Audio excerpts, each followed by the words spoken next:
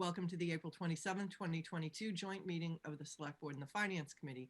In keeping with an act relative to extending certain COVID-19 measures adopted during the state of emergency, as amended by Governor Baker on February 12, 2022, this meeting will be conducted remotely over Zoom. Attendance by board and commission members will be remote, and remote attendance shall count towards the quorum. This meeting is broadcast live and recorded on Easton Community Access Television, Comcast 98 and Verizon 23, and on ECAT's website at www.eastoncat.org. This meeting is closed captioned for the hearing impaired. If you're watching on your computer, you'll see a CC button at the toolbar on the bottom of your screen. If you are on the Zoom call and you have a question, please pose your question in the Q&A feature of the Zoom portal, and remember to include your name and street address for the minutes. At this time, I'm going to ask each select board member to state their name to ensure we have a quorum, and then Patrick will do the same. Craig Barger. Mark Lamb. Jamie Stebbins.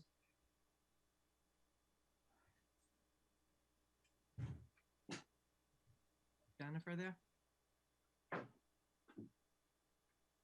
All right, well, I'll say Dottie Fulgenetti. We'll skip over Jennifer, and when she shows up, we'll add her to the list. So we've established a quorum for the select board. So Patrick, you're up. Patrick Helen. Mike Petro. Shireen Diaz. Christina DiNapoli. Jay Olson. Timothy Vamosi.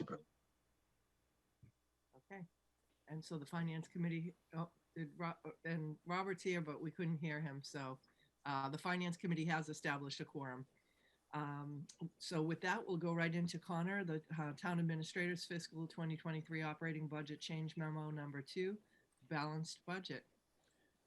Sure. Thank you, Dottie. And thank you, Patrick, and the finance committee. We have a few more department heads here tonight, including schools, to present. So I will try to be brief here. I'm going to share the summary table from the balanced budget change memo that was distributed to folks in this meeting last week. And we'll just kind of quickly touch through what has changed. So as you'll recall, in February, when we issued the preliminary budget, we had an early forecasted deficit of roughly 1.1 million. We revised that budget in early April and brought that deficit down to about 300,000. And I'm pleased to note that we've since closed that gap. This table reflects the adjustments we made on both sides of the ledger to get there. And we had some positive movement, as you'll see here in state aid, minimum aid. As folks here know, we are a minimum aid education district. That's obviously particularly relevant tonight with the school budget being presented. Under the state's funding formula, even despite the Student Opportunity Act, Easton receives the minimum increase per pupil, which is historically only $30 per student. That translates to roughly a $100,000 increase in state education funding per year for a $45 million school district. That is not close to adequate. Easton, the schools, MMA have been long advocating for closer to $100 per pupil, which would be a much more meaningful investment, although still short of inflation. And we are glad that there was some movement there. We didn't get all the way there, but now minimum aid in the House Ways and Means budget proposal is at 60 per student. And so that nets that extra 113,000 that you see here in state revenue. It improves our state revenue growth year over year, but you'll still see that that's still a sub 2% growth category for our second largest revenue source, which is tough, but nonetheless, it's progress. Then you see identical 31,000 and change for other reserves and enterprise. That's effectively an accounting function for indirect costs to the general fund budget from enterprise funds. So basically the costs associated by time and materials from recurring funded departments supporting enterprise fund accounts like things like water, sewer, or trash. Anyone have any questions on our revenue side?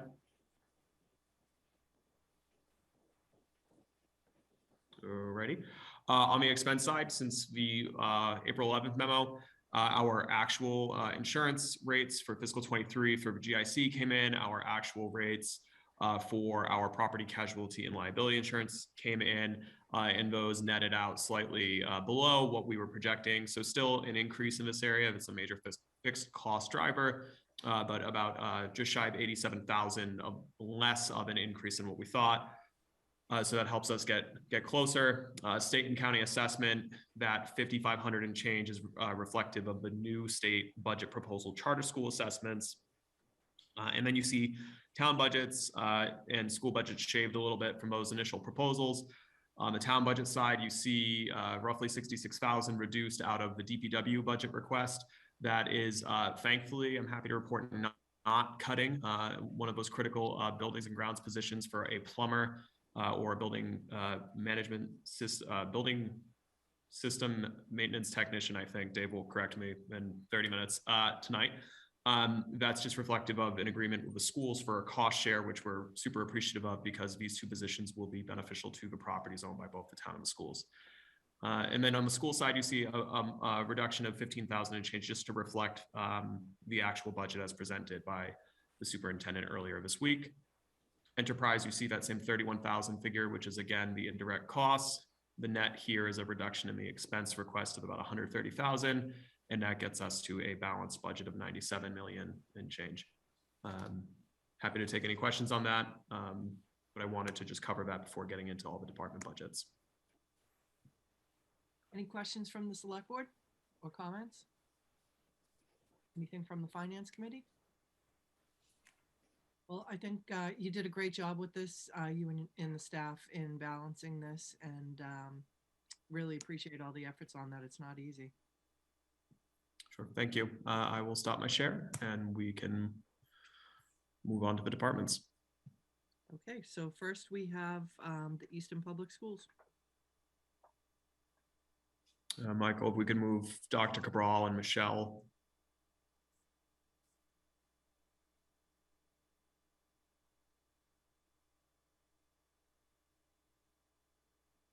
Hello, everyone. Hello. Thanks for being here tonight. Well, I was just going to thank you so much for having me. And Michelle Durance is here as well, chair of the school committee, if you have any questions for her. I know that this can be a long process for all of you, so I will get cut to the chase and share my screen with you and start the presentation. And of course, if you have any questions at all, I just want to remind you to please feel free to interrupt me.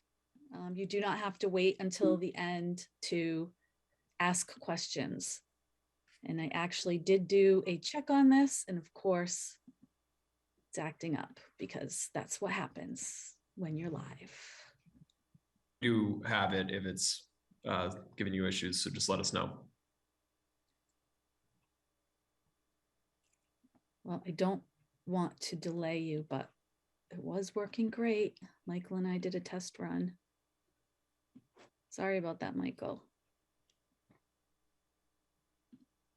Do you want me to share my screen? I have it up. I think I might be able to get it. It's right here.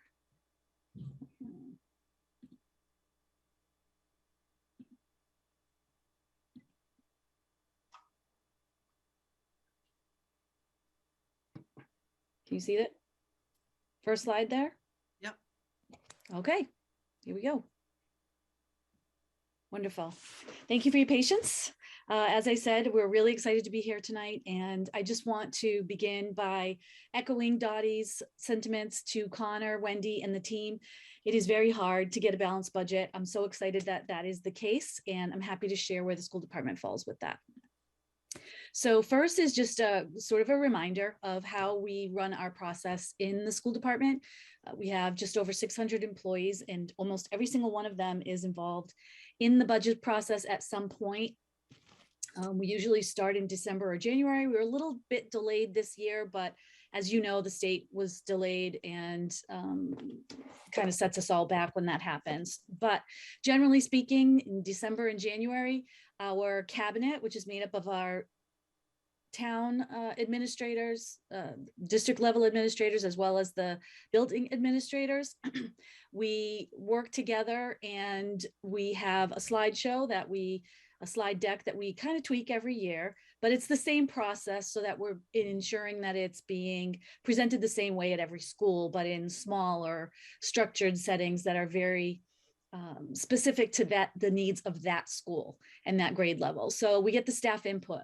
They spend 2 staff meetings, monthly staff meetings with their staff in their school, reviewing the strategic plan, which starts the whole thing running. We have a current strategic plan and they review that. They review the goals and objectives that we have and our action steps, and they solicit input from their staff. What do we need in order to achieve our goals? Are we missing the mark on anything? Do we need to ramp up our efforts? Is there anything that maybe we've accomplished and we can scale back? They provide that feedback. They do it traditionally by grade level, and in the upper grades, they'll do it by content area. Then the principal of each school then has to prioritize within the school. And they use the chart that I'm going to show you again in a minute, my sort of 3-level scaffolding and targets for budgeting. And the principals then make a presentation to the entire cabinet, which includes central office administration. That typically happens in February after they've had 2 months to come up with their own priorities for each of the categories: reactive, proactive, and strategic. Then we have an executive team review of that, which is just the central office executive team. And we take a look at what all the principals have presented and then do on a larger scale what they did in their schools. We prioritize based on the district needs. So what might be a very compelling argument for something that's needed in one school may not be as immediate perhaps as something that's happening in another school. And obviously we need to prioritize our needs and really try to focus on those that will have the most direct impact on students in the classroom. And so we then bring what we came up with at the district level back to the cabinet. We explain the district priorities and why they're set a certain way. We get a little bit of input from them back and forth. We discuss that.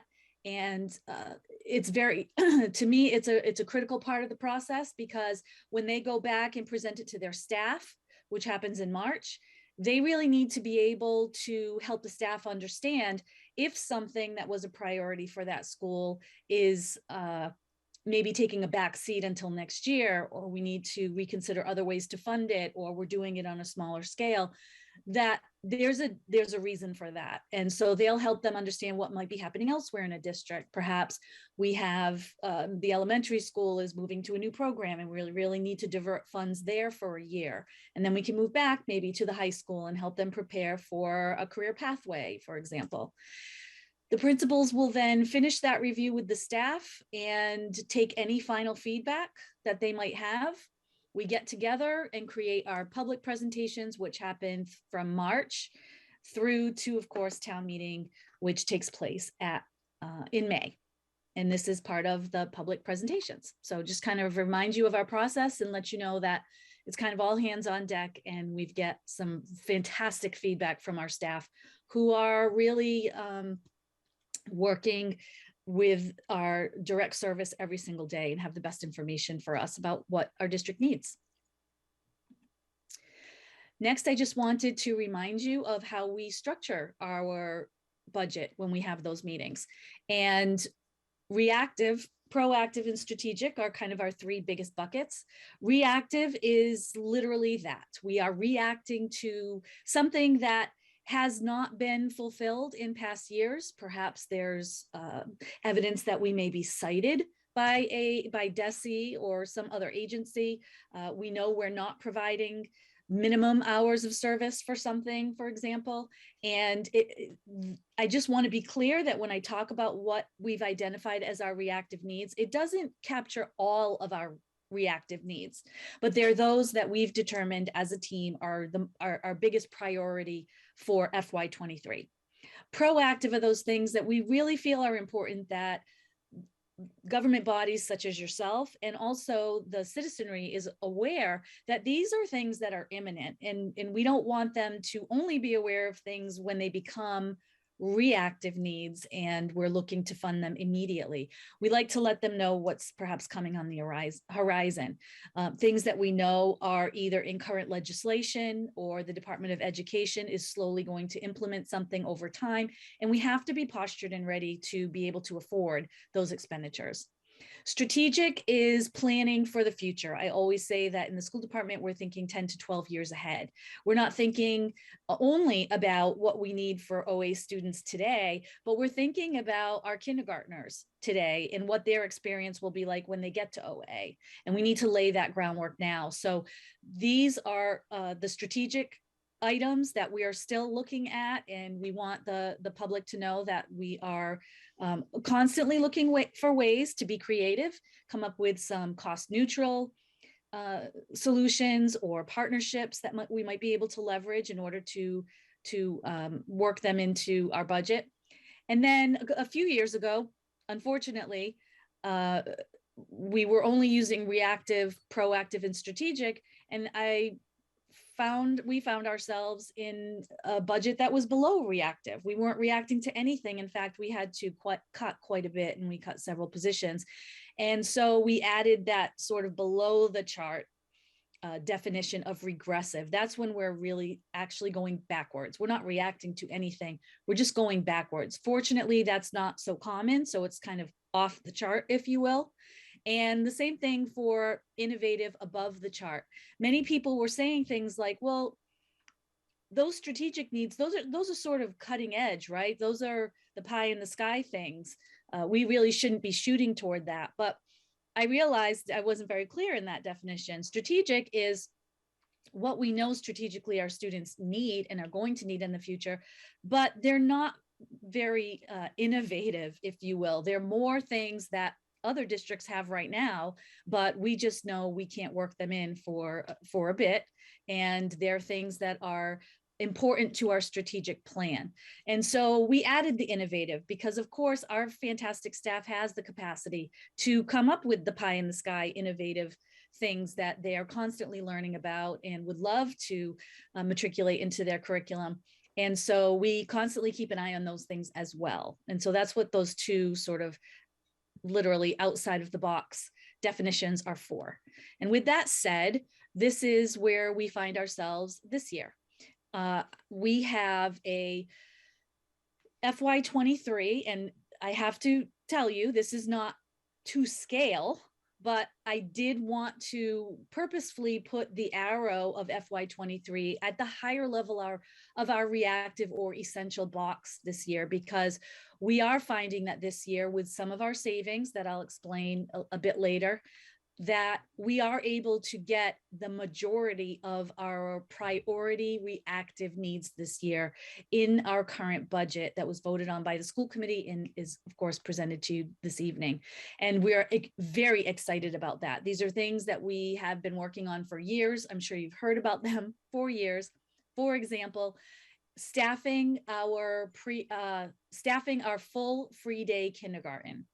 And that I just want to talk about first because we have gotten tremendous support from the community on that over the years. And I know everyone's been trying to help us reach that goal. And with the COVID funding, the federal funding, we're able to leverage that and incrementally add to our budget for the next 3 years, a small percentage that allows us after 3 years to have all of that staff into our budget. However, because we have that funding that we can leverage, and Connor has worked very cooperatively with us with the ARPA funding as well, we can start that free full day kindergarten next year. So we cut the tuition in half this year, which was a great step forward. And next year it will be free for all the little residents of Easton. We will have free full day kindergarten, which is a huge step forward for the district and for the town. Above that, you see staff for increased pre-K enrollment. There is an actual researched phenomenon of if you build it, they will come. And we are seeing that already. With the Blanche Ames School nearing completion, we have already far surpassed our typical pre-K enrollment. We started mid-year thinking we were going to increase only one staff member from a half day to a full day, so that she could offer 2 half-day sessions regularly. But now we've found we had so many children on our waiting list that we were actually able to open an entire new section of full day pre-kindergarten. We will have room in the new school. We have a classroom space that we've carved out for the first 4 months of school until we're able to move in. And that's just something exciting to note, because those pre-K students, of course, will then move to kindergarten and on. And so we're seeing the very first spurt of our enrollment trend growing. And so that's an exciting, something exciting we wanted to share. And then, of course, our special education staff, interventionists, and English learner staff. We have been at the bare minimum of providing services to those groups. And now, of course, with COVID and what I've heard, I'm sure most of you have heard of, is that regression in social skills primarily, but some academics as well. These 3 areas we're finding really needs to be staffed properly in order to make sure that every student gets the one-on-one attention they need to fill those gaps and to move forward with their peers. Then you can see on the right-hand side, there are some things we will be able to have some consolidation of resources in Blanche Ames. But as an example, one of the areas we're going to need more staff is the custodians. We have 3 elementary schools right now that get little to no community use. And of course, that's the exact opposite of the intention of the Blanche Ames structure. We're hoping to encourage community use as much as our other 3 schools on campus. And so we have part-time custodians in the evening, and so we're going to need full-time custodian staff. We also have a much more sophisticated system, and we're going to need someone who's on maintenance full-time to be able to take care of that system. Connor already spoke about the shared DPW positions, which we are equally as excited about. We obviously have a lot of plumbing in our schools, and we often require the work of a professional plumber. This is just going to have such a great cost savings for us and the town. We hired our first human resources professional in the Easton Public Schools. We have not had one. As I said earlier, we have over 600 employees. I am not a human resources professional, and my staff and I have been endeavoring to keep up with all of the demands in that area, but it gets more and more complicated every year. It certainly became off the rails complicated during COVID. And so we feel as though this is going to provide a much higher level of service to our staff, but also protections for the community. And then just as everyone's feeling the crunch at home with consumable materials, we are as well in our departments. So building supplies for our shop classes. Okay, building supplies for our shop classes, as well as, are you able to still see my screen? Yes, but your mailbox came up. It's actually not my mailbox, so just trying to get rid of that. Apologize for that. Try that again.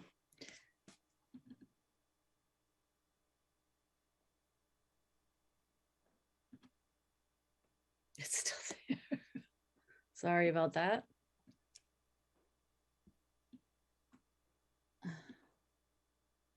That is a little bit bizarre, but there we go.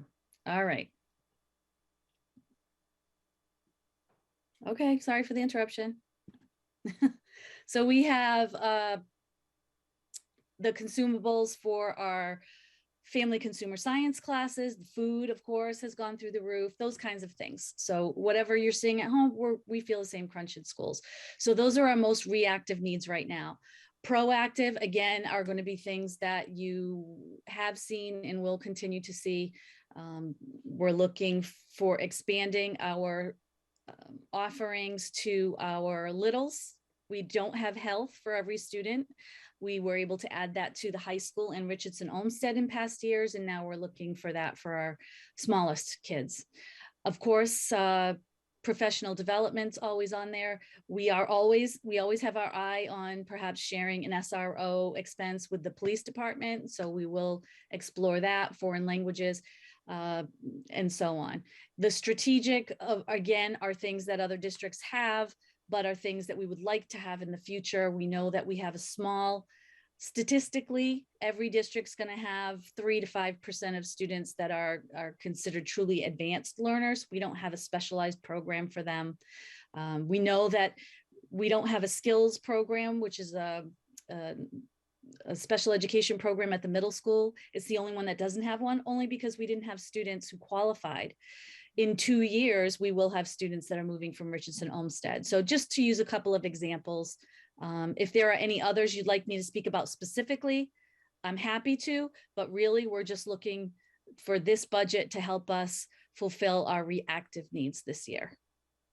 Any questions about any reactive needs or anything else? I don't see anybody have a question, raise your hand. And nope, I don't see any hands raised. Okay. So you're good.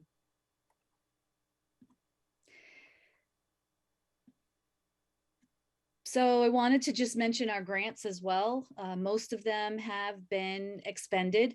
We received ESSER 1, 2, and 3 at the school department level. And of course, ARPA is received by the town, and we have a great cooperative relationship, and we were able to explain some of our needs and secure ARPA funds for those needs. Now, I know this is just the first ARPA grant total that the town received, but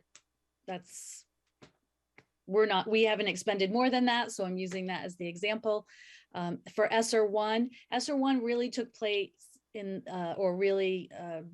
was released at the height of COVID. And so most of those things that you see, it was completely expended for day-to-day operations. That's where we got our one-to-one devices. We needed infrastructure improvements because we weren't prepared to go one-to-one. We needed textbooks because we couldn't share them anymore, professional development on how to teach in a hybrid model or remote, and furniture because we had to space students further apart. ESSER 2, you can see, came a little bit later. We were able to add summer school when we hadn't had it before for general ed students. And then we found that there were some gaps in student learnings and mental health. And so we added interventionists in mental health. And then ESSER 3 is available now and expires in 24. And we are looking to continue our summer school interventionists. And we hired the HR professional and the educational software to teach with that medium. And so to let you know what the town's ARPA funds are providing is summer school. Again, we're looking to have it for the next 3 years. We found it was super successful the first year we offered it last year, and hope to continue it as long as we can. It is one of those things that may expire after the grant funds expire if we aren't able to move it into our budget, but we want to provide the service as long as we possibly can while we have it. And the full free day kindergarten is the funds that I explained prior. That's how we're getting it now instead of having to wait until the grant is over in 3 years. So slowly increasing our budget by 0.5% each year, while also using grant funds to pay for that staff. Early college and career pathways is something really exciting we have going on at the high school. It's not just the littles that are having difficulty with some learning gaps, but our bigs as well. And we have some career pathways for students now at all of our aims that we've just added. Things like EMT training, phlebotomy, certified nursing assistant, and we also have some early college courses. We have a program where students can earn undergraduate credits, and we're trying to subsidize that credit cost for them right now to try to make college more affordable for those that really can't afford or don't think they can afford it, and trying to really turn those kids on to the idea that college might be for them. And so we have agreements right now with Boston Architectural College, with the UMass system, with Assumption, And we're creating a few more actually are in the works for business and pre-law and pre-med. So that's an exciting program we're just starting. Once it's up and running fully, students can earn up to 30 graduate credits before they graduate all of our aims. So they get double credits, they get credits, or they get dual credits. They get credits for high school and also college credits. And I do want to note, we're also working with Stonehill on their new photonics program, which is in their physics department. Super exciting for our kids. Again, we're only able to have those offerings right now because of the grant funding. And so we are really thankful to the town for investing in this for our students. Then quickly, some savings and expenses that we're finding that are extraordinary right now. Retirement savings. We have more retirements than ever since COVID, which is probably not shocking to many people. But something else that's very unusual, which is what gets me down to the unfilled positions, is that typically in my career, 30 plus years in education, teachers stick to the end of the year. They want to stay with their classroom. And it's gotten very, very challenging with less and less resources. And what we're finding is that people are leaving mid-year, and they're leaving in October or December or March. And that creates these long-term sub positions, which is not the best thing for a classroom, but it does result in savings. And so it's one-time savings because of course you're going to want to hire somebody to fill that role next year. But we do have some one-time savings from that. And then out of district decreases, we're very happy to see the beginning, I hope, of a trend where we're placing less and less students out of district. And so our neediest students are now being able to be educated in the programs that we've been able to invest in the last 7 or 8 years or so.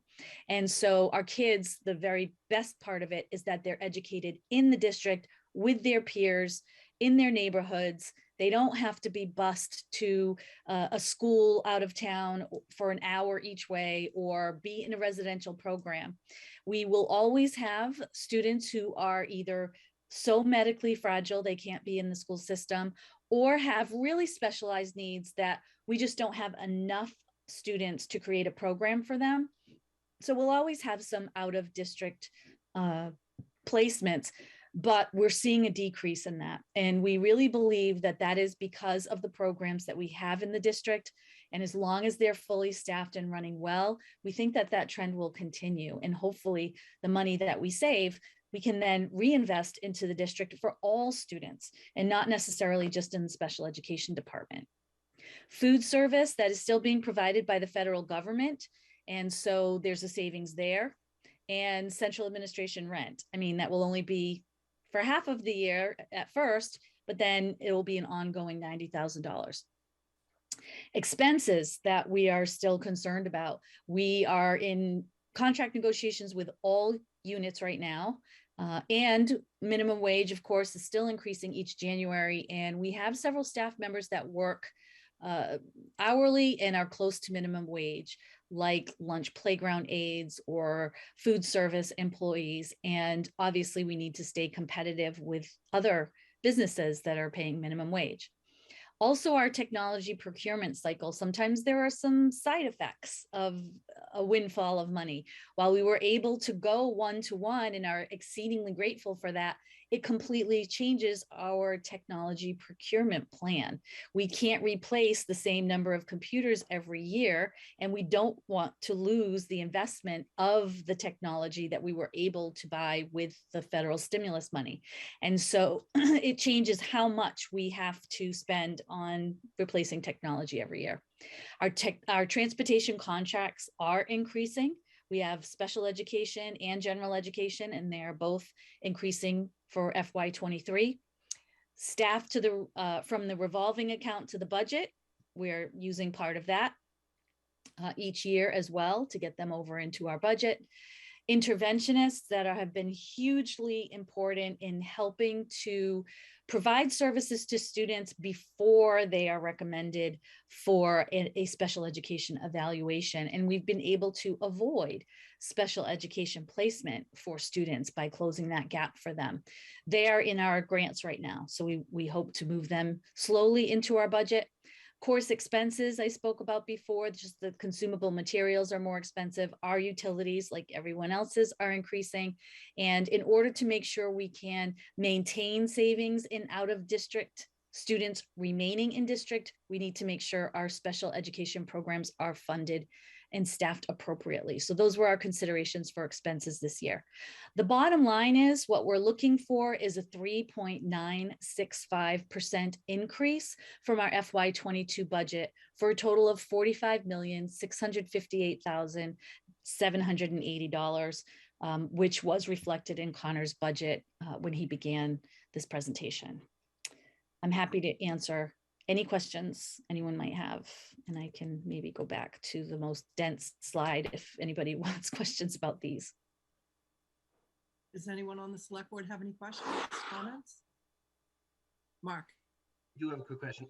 Good evening, Dr. Cabral. How are you? I'm well, thank you. So I was at the very end, the tail end, you went through the contracts and, for example, transportation contract. My Yes. question is, of those contracts, are they annual contracts or are they multi-year contracts? They're multi-year contracts. Our biggest contract with Lucini for the big buses has 1 year left to it. Okay, it has 1 year left. So we'll was be hoping bidding that- next year on transportation again.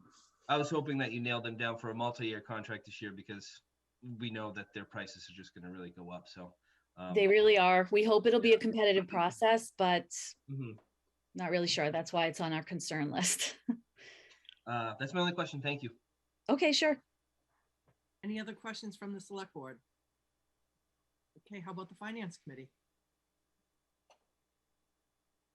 I have one, and it's more, this is bleeding edge, but obviously with the utility increase piece, we put structure pieces in place for potential future state solar, whatever it might be, on the newer building. Is that something that we've ever investigated or looked at as far as the rest of the buildings in the complex, or is that something that is, would the process of doing that be potentially not worth the effort and the expenditure? We have, I don't know to I don't know to what extent you're talking about, probably not to the extent of Blanche Ames. We have the solar, of course, we're at maximum capacity for our solar. Just to add, since I've talked about solar, the Blanche Ames building is actually equipped to accept solar so that when credits open up, we actually can install solar and have that savings. Yeah. In terms of the Blanche Ames savings, it's kind of interesting because while it's LEED certified, it's going to be a LEED certified building. So there are a lot of efficiencies there. But there are a lot of things we really didn't think of until the project manager did an analysis of what it's going to cost to run the schools. And while there were some savings, it wasn't as much as we really had hoped. And that's only because there, for example, if you're talking about utilities consumption, we've never had a building. Our elementary schools, most of them have literally one electrical outlet with 2 plug receivers in it. And so we've had trouble using computers, we've had trouble using overhead projectors, trouble using different electronic devices for students. And now we have air purifiers in every room. So that pretty much is taking up the only electrical outlet. They also explained that our electricity bill is probably going to go through the roof compared to what it is now, because of course it's going to be equipped with computers for every student. There's going to be charging stations in every room. There's going to be electrical outlets everywhere. Things will actually work. So despite the efficiencies we'll have in, our windows not really keeping any heat into the building, or the more efficient systems we're going to have, other things like electricity are actually going to skyrocket. So there will be savings. And certainly within the next 2 years, we'll know what that's going to be. But there is some give and take on that. So probably a little more than you asked, but it reminded me that that was probably a good point to share. No, I was going to say you answered my question better than I actually even asked it, because that was I didn't know how to kind of phrase the credit ask and like the capacity ask. I know that Blanche doesn't have it as of yet. We didn't include it, but I wasn't sure if it was like, have we completely tapped out for everything else? So I appreciate that. That was a great answer. Thanks. And that was a really important thing that we talked about on the school planning committee. I was on the subcommittee for energy use, and making those roofs solar ready is really preparing us for that. And that was something that we made sure that they were going to do, because we ultimately definitely want to get there. So excellent.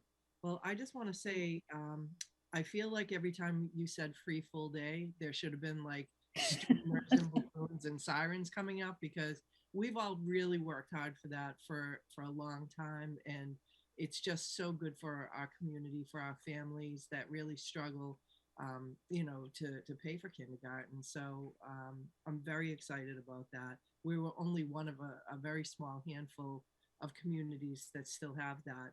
And Smaller every year, yes. And for those, Dottie, if you don't mind if I add, some people don't realize that if they can pay tuition for their child, this doesn't really affect them and it doesn't benefit them in any way. But we did several internal studies, and every time it showed that our full day kindergarten students outperformed our half day kindergarten students. And we followed that data all the way until third grade and MCAS. And so, you know, when we're diverting resources to help backfill skills for students, or when students might be referred for special education, maybe an aggressive prescription of special education, that's all money that's diverted from every other student. And so this is something that really benefits everyone in the district, even if they were able to pay tuition for their own child, or even if their child's in third grade now. yeah, so true. And I remember all of those discussions. The other thing I wanted to really comment on is the early college credits. You know, I think that it's really wonderful that you're capturing that and enhancing that. Really, really important to our students, and gives them a real leg up on getting into college. And as you mentioned, I didn't really even think of, is for kids that may not feel confident that they'd be able to do that, to help that transition and get their feet wet a little bit before, to incentivize them to move forward with that. So that's just terrific. This is a good, Very exciting. There's a lot of great things in there. And also, you know, according to the Boston Globe's records, Oliver Ames is 95th in the state for rankings. And you know, for now. So, and I mean, that's a good number. And, It is.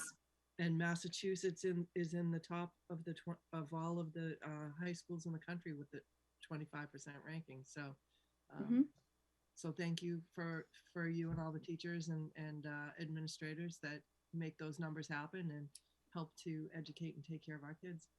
Thanks so much for your support. It takes a village, and we have the best one. So thank you so much for everything. Awesome.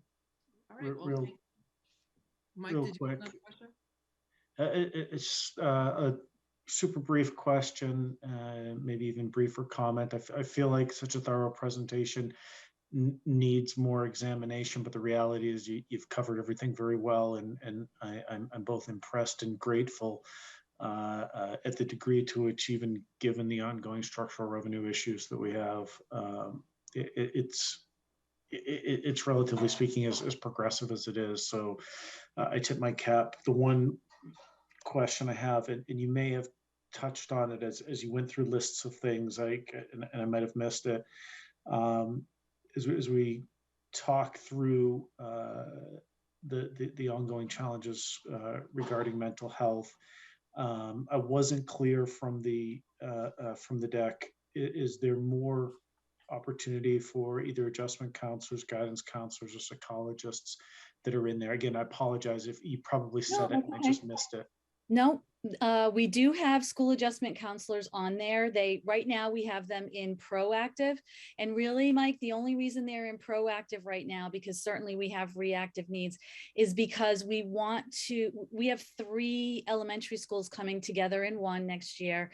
And there are some efficiencies that we see might be made. And we kind of want to see where that falls before we hire someone. We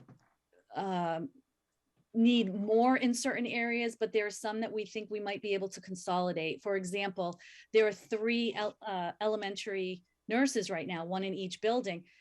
We're going to need 2 in Blanche Ames, but we're short-staffed in the rest of the district. So starting next year in January, when we move to the new building, we're going to have 2 nurses in every building. And that's been our goal for a long time. So it's not perfect yet, but once the new building opens, we're hoping that the way we can reshift our mental health staff, we can get a better idea, only because unlike a nursing position with a school adjustment counselor, while they are certified and perfectly capable of going in between different schools in the district, we really would like to get someone with experience with adolescents if they're going to be at the high school, for example, or experience with our youngest learners if they're going to be working with kindergarten or first graders who may have a history of trauma. So it's a little bit different. And so we are waiting until next year to see where that goes. And then I think you're going to see school adjustment counselor coming very soon after that, when we determine sort of where everybody lands and the best placement for that person at that time. Marvelous. Thanks so much, Lisa. Great stuff. Sure. That's a great question, Mike. Tim? There we go.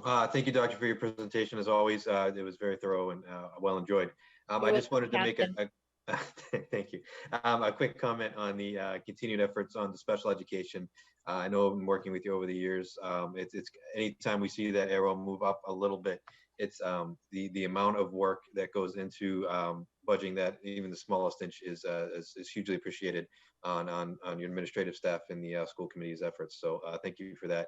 But especially special education, seeing the needs of a vulnerable part of our population being addressed while also incurring a cost savings is a really impressive feat. So I just wanted to point that out as well, because I understand the costs that go behind that. So it's great to see that, and I appreciate your efforts on that on your end and the school committee side as well. So thank you both. Thank you. And it takes vision of my team, who's fantastic. We've been talking about the programs for a long time, and it was perhaps a leap of faith for all of you in these committees to believe in us, to put these programs into our schools and make them successful so that we could keep our kiddos here with us. And so again, we can't thank you enough for having that faith in us. And we're starting to see some of these things come to fruition and really bear the fruit that was intended. And so I'm so excited to be able to share that, because it does allow us to do more creative things with limited resources. We can really move to proactive. That's my goal. We're going to get there. That was a great comments, Tim. And last call for anybody else that has a comment or a question. And we can let Dr. Cabral and Michelle move on with their night. All right. Well, thank you so much for being here. And you don't have to stay unless you want to stay for the rest of the meeting. I would love to. I'll be over in the gallery, and thank you all again very much. It was wonderful seeing all of you. And if you ever have any questions, you know where to find me. I'm literally 24/7. So please reach out at any time. We're more than happy to share more information with you. Great. Thank you. All right. Next, we have Southeastern Regional Technical School.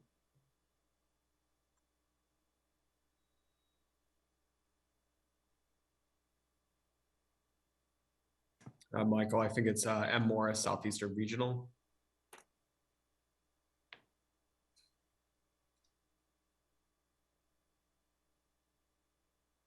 And I think I see a Mike in the audience with no last name. That might be our local representative to the school committee, Michael DiPietro. I'm not positive.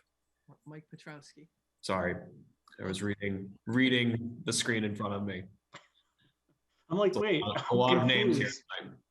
There's another one of me. Mr. Morris, you're on mute. Is that better? Now we can hear you. Good evening. Thank you for having me. The superintendent couldn't make it tonight, but I'm more than happy to present Southeastern's budget tonight. Is Mike Petrowski on? I couldn't tell if he was in the audience or. We've just. We're gonna find out. And just for the committee's benefit, Southeastern Regional's packet is page 60 in your line item. And Mike Petrowski, Mike, if that's you and you want to unmute or you want us to be able to I'm see here. you. There you perfect. go. Mike is the school committee representative that's from Easton. So thank you for being here, Mike. You're welcome. Great. Do you want me to share my screen, or I don't know if you have the package, and I just whatever you would like. You can feel free to share your screen if that's comfortable for you. Okay. Will you give me? Let's see here. What page did you say again? 40? 60. Page 60 of 101. I got it. Thank you.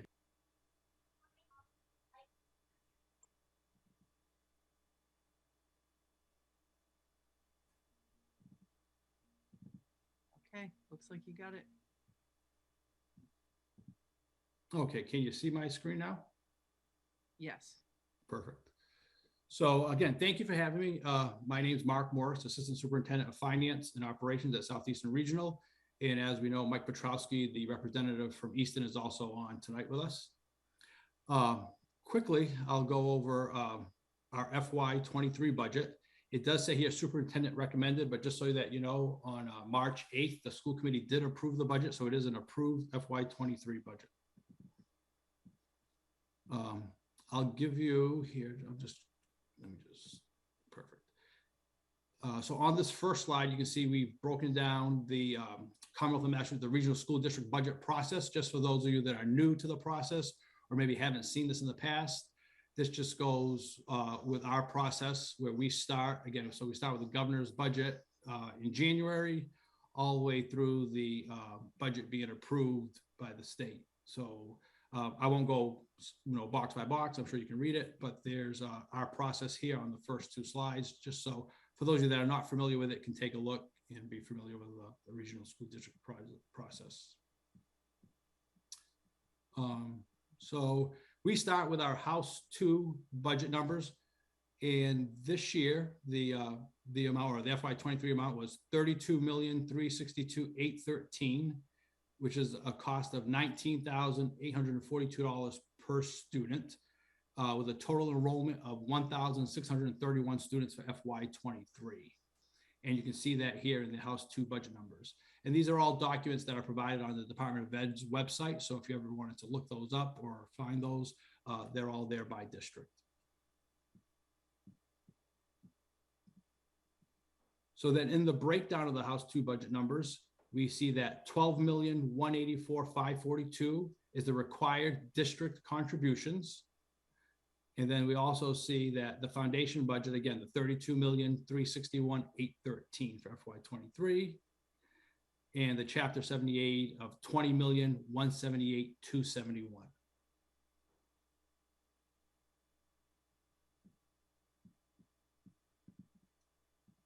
As I stated, we're at 1,631 students for FY23.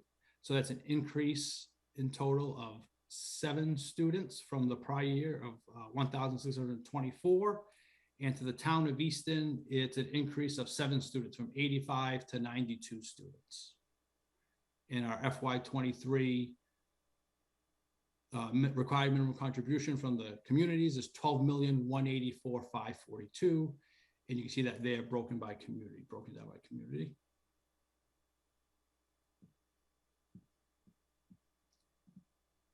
So the combined budget, or the FY23 budget that was approved by the school committee, is in total of $34,546,638. And that's made up of $12,184,542 from the local assessments that we saw in the prior slides, the state aid of $20,178,271, giving a foundation budget of $32,362,813. In the next box, you'll see the transportation of Southeastern Regional students. So a little different from comprehensive schools, we cannot charge for transportation. And if you recall, I think I mentioned this, every time I present this budget or every time the superintendent presents this budget, regional transportation is to be reimbursed to the community is at 100%. But there's a caveat on the law that states that upon appropriated funds or the availability of the funds. In the past 2 to 3 years now, we've seen roughly in the 80% range, 82 to 84% in reimbursement. So if that was to be at 100% reimbursement, there'd be a zero assessment to the communities. But again, the state aid for FY22 was $1,042,593. Southeastern's taken $284,000 from their adult education receipts, leaving the local assessment portion of $552,607 to the communities. So I stress that when you do see your legislatures, your congressmen, senators, let them know that it's very important that regional transportation be funded at 100%, because if it was funded at 100%, the assessment to the communities would be at zero. So the total transportation cost for FY23 is $1,879,200. Then you also see our capital costs there for improvements. That's been the same. I've been on with Southeastern since 2009. So the local assessment to the communities has been the same for capital assessments or capital improvements at $192,000. And we also take $112,625 for FY23 from our adult ed receipts for a total of $304,625. And that is, if you recall, we had done the MSBA project expansion and renovation of the building that ended roughly in 2011. So that's the payment of that bond. That given us the total budget of $34,546,638. And at the very bottom, you see that's a 3.9% increase from FY22's $33,265,238. Some of the budget highlights for FY23, there were some new positions that were into the FY23 budget. Health insurance costs, Southeastern region, we are self-funded for our health insurance. So we did have some health insurance costs or increase this year of $329,000. We just completed a 3-year contract negotiation with the Federation, and that roughly a cost of living increase of 3.9%. 5% increase in supplies and materials. So I'm sure as you're aware, supplies and materials have more than doubled in some cases, depending on what shop area we're talking, whether plumbing, carpentry, electrical. So the supply costs have gone up dramatically.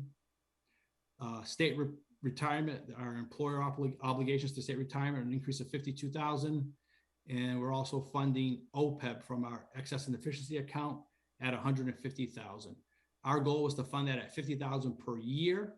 The last 2 years with COVID and the unknowns, the school committee had voted not to fund it. So this year they're making up for those 2 years as well as the current year.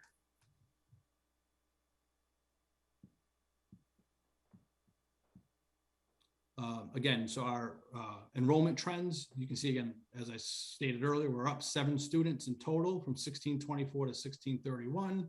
And Easton is also up 7 students from 85 to 92 students. And Easton's portion of our enrollment is 5.7%, and the increase is an 8.6% increase in enrollment, Southeastern. And if I recall correctly, I think the overall student enrollment in Easton was down 28 students. And I'm trying to recall, give me 1 second here, I think I have a note.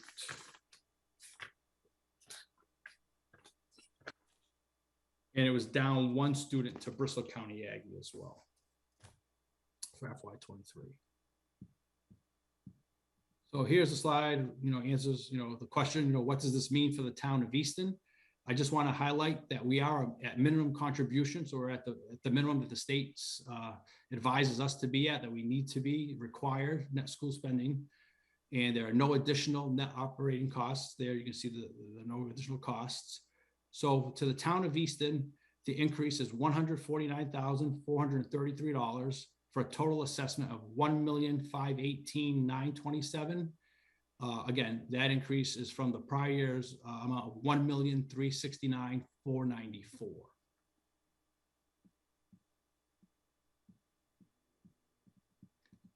This just shows, I know there's always some questions, does Brockton pay less? Does Mansfield pay less? How much does it cost? The cost per student is the same for every community. The difference is how much state aid we receive from each community. So as you can see, the state aid is in the red, and that's what Brockton receives 79% in state aid and 21% from their assessments and so forth for each community. You can see it broken down there, but the total cost per student is the same regardless if they're from Brockton, Easton, East Bridgewater, Foxborough, Mansfield, etc. The cost per student to educate each student is the same. The only difference is based on the state aid and the Chapter 70 formula on what we receive from each community. And this just shows here that Southeastern Regional, again, we are at net school spending. So the solid line is the actual net school spending line where the state says we need to be. And the required net school spending is the dotted line. And you can see that those two, one overlaps the other. So we're right at net school spending. We're not above or below. So we're right where the state says we have to be to spend on education and educate our students.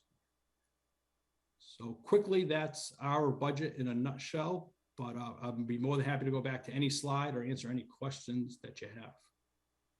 Terrific. Thank you. That was a great presentation. Any questions from any of the select board members? How about the finance committee members? I don't see any hands. Well, I think Southeastern Regional has done a really good job at keeping their costs in control. You have to serve all of these communities, and we really appreciate that. I also want to congratulate you on the new Performing Arts Center. I had the opportunity to be there at the grand opening celebration, and it's really beautiful, and what a great opportunity for the students there. In fact, when I was leaving the school, I got lost in the school. And one of the students, I said, can you show me where the door is? Otherwise, I'm going to have to follow you around to class all day. And she was incredible. She was a performing arts student. She was going to go on to college. What a personable young woman she was. Really outgoing, smart, enthusiastic, told me how much she loved going to the school. So it was a really great testament to the learning there. No, thank you. And if anybody hasn't had a chance to see it or would like, please reach out to myself, the superintendent. We'd be more than happy to show you around, set up a tour, come over to the Boot and Shovel Cafe, have some lunch. We'd be more than happy to have you at the school and show you what goes on at Southeastern. And the school serves meals there for the public, right? One Right, night. yeah. Do they still do that? So right now it's in the afternoon in a Boot and Shovel Cafe. Our adult education program, due to COVID, some restrictions still, they have not started the evening program where they're doing the meals in the evening, but we are doing lunches right now.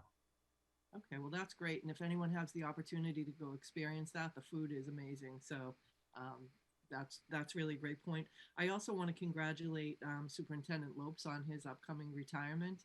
Correct. And please extend our congratulations and best wishes to him. I will. Then it would, I'd be remiss if I didn't thank Mike Petrowski, our school committee representative. Mike is really a tremendous champion for our students. He's been on the committee for a number of years now. I speak with him quite often about his work there and the work that the schools are doing. So Mike, we really appreciate all the efforts and time that you commit. Thank you very much. All right, well, thank you very much, and we appreciate you being here tonight. Thank you. Have a good night. Okay. All right. All right, next we have Bristol County Agricultural School. I think, Connor, you're going to talk about that? Yes, so just sensitive to how many presentations we have. Wendy and I think we may invite a regional school next year, as we do have a larger assessment moving forward as a result of their own MSBA project, and but their enrollment's actually decreasing slightly this year. Their assessment is actually decreasing slightly this year by about 4% because they have one fewer student from Easton. So that's assessment going from 72,000 and change to 68,000. So that's all on that one. So I would say in my role as the select board chair, I'm on the Bristol County Advisory Board. And one of the things that we meet once a year to vote on that budget. And the superintendent of Bristol Aggie comes and talks with us. We actually meet there sometimes now that the school is renovated. Before that, we met at the courthouse. But the school is just incredible. And agriculture is such a big, important part of our state, which I really didn't realize the numbers until I looked into it. And they have a lot of great programs there. So if anyone has the opportunity or the desire to go check out that school, please do so. They're really doing tremendous things there. State-of-the-art technology for not just working with the animals, but veterinary and all types of environmental programs and landscaping and anything that you can imagine. So they've done a very good job keeping their costs in control as well. So thank you, Connor. All right, next we will have Ames Free Library. We have Ian here. We can move him in.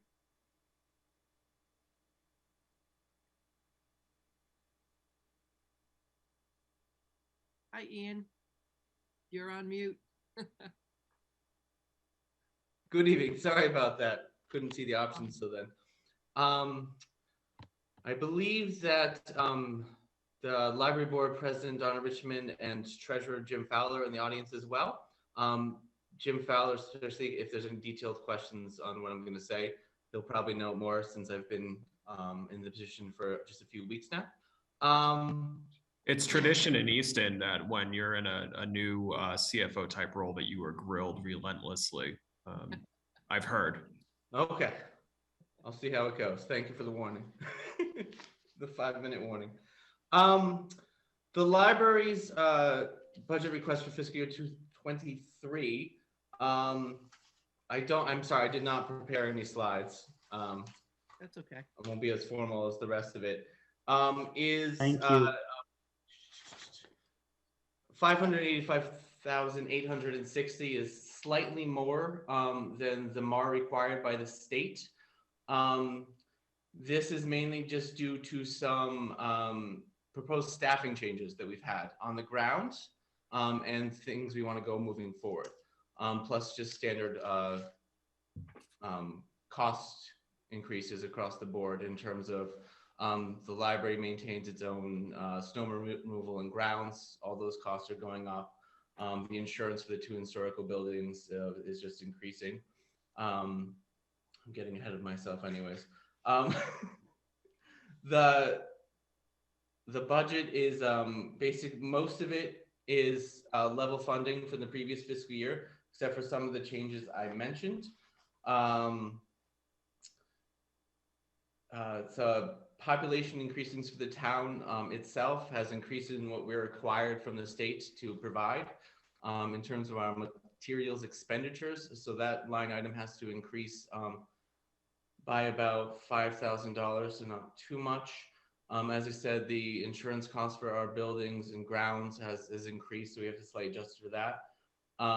The service sector payments in terms of groundskeepings and cleaning, and then also with payroll and HR and tax and audits has also gone up. So those numbers have gone up slightly as well. Some of it is offset by the staffing changes that we've undergone. So this personnel is down slightly because of benefits. People earning good benefits have moved on, but even though those costs have now increased marginally across the board in terms of retirement and health. With that said, we are still performing very well, especially even as COVID is being lifted. We're having, well, not as organized as it should be. So far the year to date, we've had over 5,000 people attending programs, both remotely and in person, and of over 800 programs itself. We have changed the staffing, and the program has to do with the staffing in the sense that we have hired, for the first time in our history, 2 full-time youth services librarians. The position is historically always done by 1 person who's primarily doing the work of 3. So we've now hired 2, and we're focusing more efforts on young adult services. So we've put more budget towards young adult programming. We've also changed the staffing structure for the Queesit House. Before the pandemic, it was an ad hoc combination of volunteers, part-time workers, and library staff. Now we just have 2 dedicated part-time workers. So that is a little bit increase to the funding we have in there, though that started this year as well. But that is allowing us to focus more programming and come up with new ideas there, since they have more time to focus. And we like to keep that moving forward rather than just rely on the goodwill of volunteers, because it just has a much better result. The library so far year to date has just under 50,000 visitors to both the main library building and to Queesit House itself. As the pandemic declines, the most part that is increasing each month. And we're assuming it's going to carry forward into the next fiscal year, and we want to be able to offer full services for everything for that. Like I said, and year to date, we've had over 6,000 people come in to use the computers on a daily basis, which is very important in this age and time. So our technology expenses are not as high as they could be because of just, well, I do that work. All the IT work. Sorry. The slight increase to the MAR is due to the staffing changes that I just mentioned.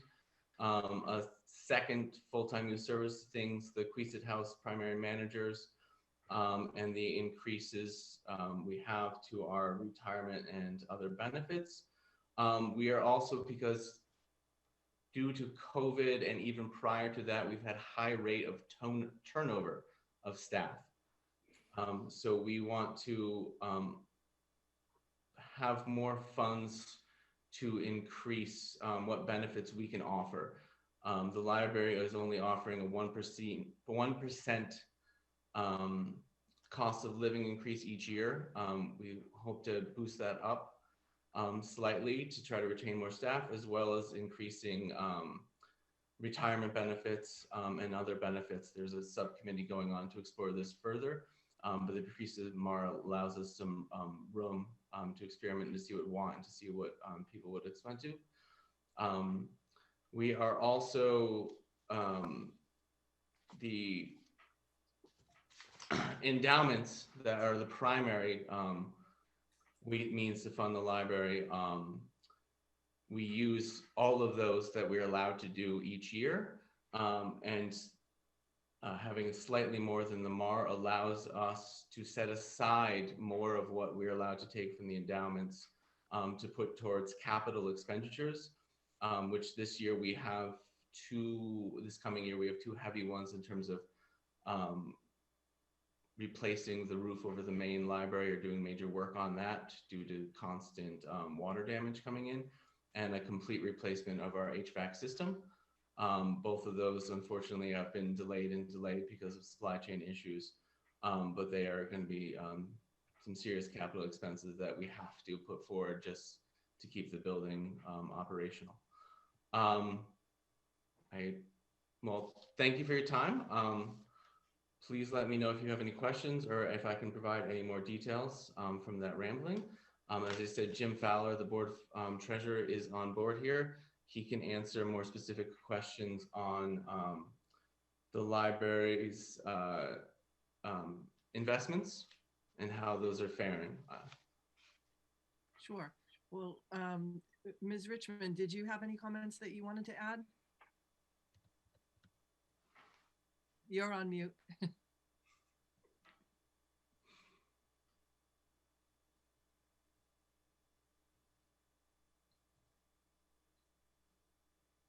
There you go. Just to thank the town, as always, for their continuing support. And we go forward on a new page with Ian. and hope to continue the record of good service. Thank you so much. Thank you, Don.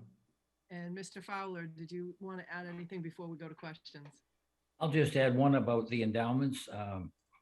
In our FY 2021 year, we took a big hit in one of our endowments because of maturing of some long-term bonds that made up a significant portion of it, to the tune of about $100,000. So in FY22, in our current calendar year, we worked with both our lawyers and with the investment managers to move to a total earnings approach on that particular endowment. Instead of it being judged strictly on interest and dividends, it's on a total income approach.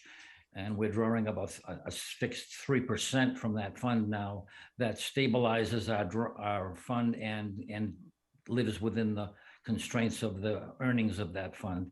That restored that 100,000 to our earnings stream and given us a little bit of leeway above that. So the endowments continue to produce about between 52 and 55% of the operating budget of the library, and the town's support is about 42%. So those are the two biggest numbers that make up where most of our money comes from. Beyond that, as you know, we do rent out parts of Queesit House, and that's been more successful. We now have 2 full-time clients there, and next year that'll be almost supporting the mortgage that we have on Queesit. So that's a big step for us there.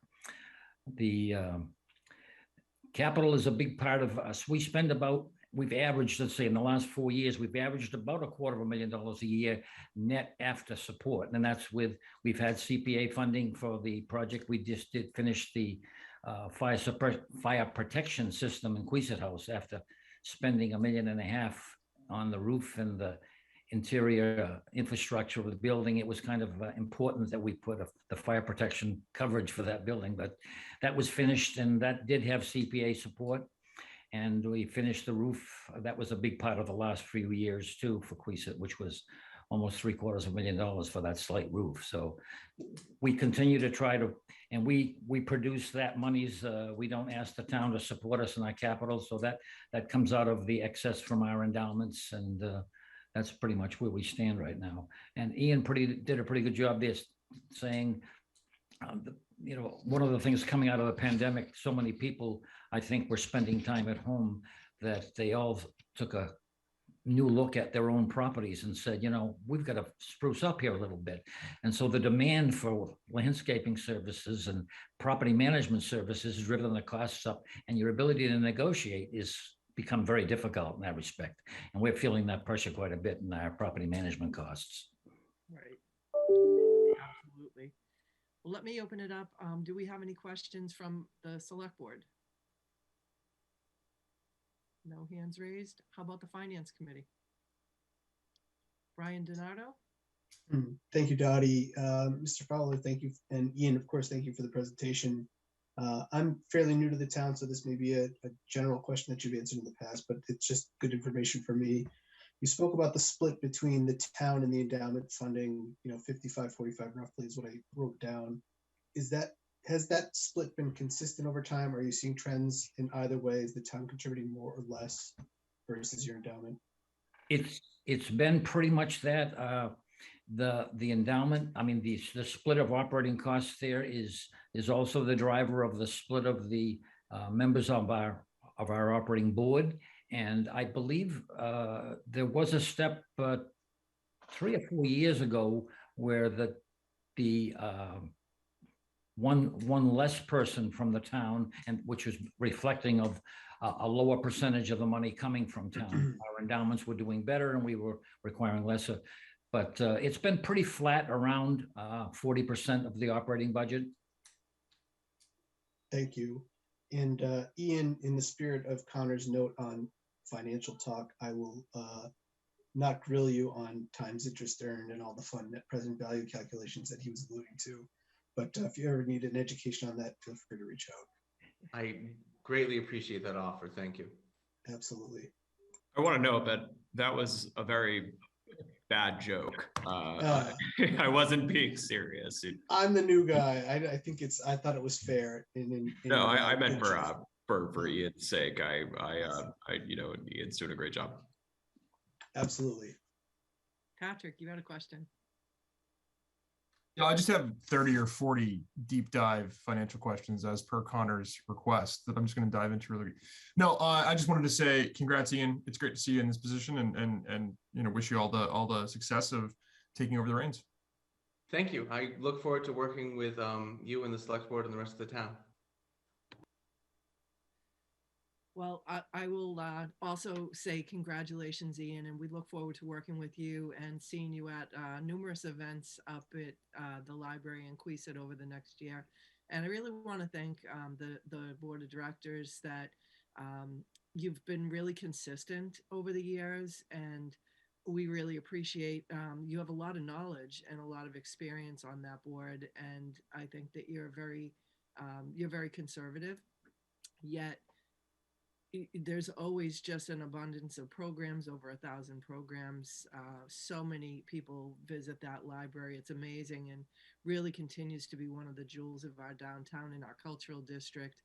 And we really appreciate all the effort that it takes to do that consistently. So please extend that to the rest of your board. Thank you. Thank you, Dottie. Thank you. All right. Well, we will see you this time next year. Okay. Thank you. Right. Bye. Goodbye. So next up, we have planning and economic development. So while Stephanie is moved in, the planning budget is page 35 of the packet.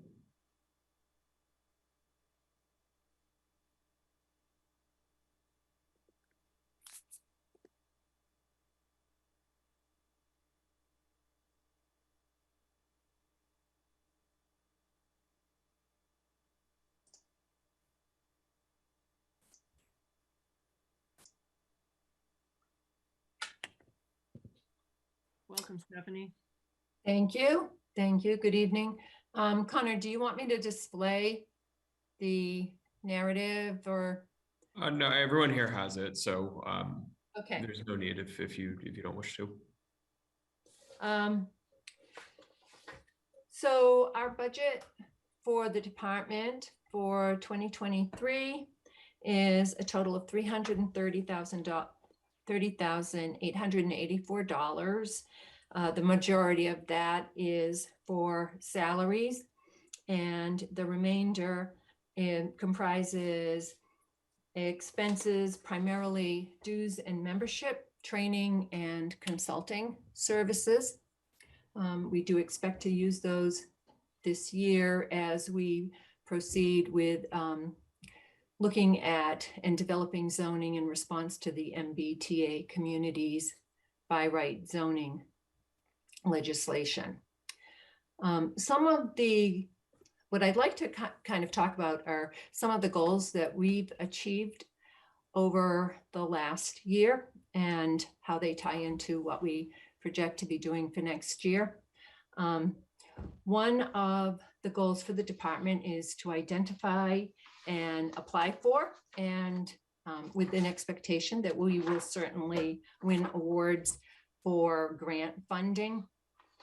And this year, we received $400,000 in a Complete Streets Grant Award that will provide sidewalks along Lincoln Street, and $225,000 in a Housing Choice Capital Grant that will help fund the early design stage for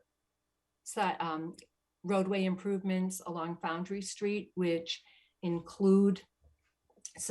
include sidewalks and bicycle lanes. And that helps achieve a number of the goals in the department. One, creating and working with the planning board on developing and promoting walkable neighborhoods and communities. And also in becoming a more inclusive community where people, the roadways are friendly to a variety of users.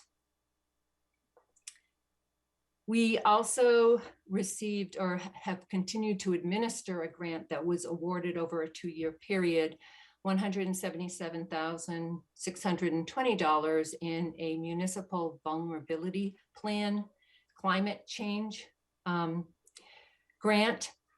And that has helped to expand the flood capacity of a filled wetland area at the Sam Wright Field.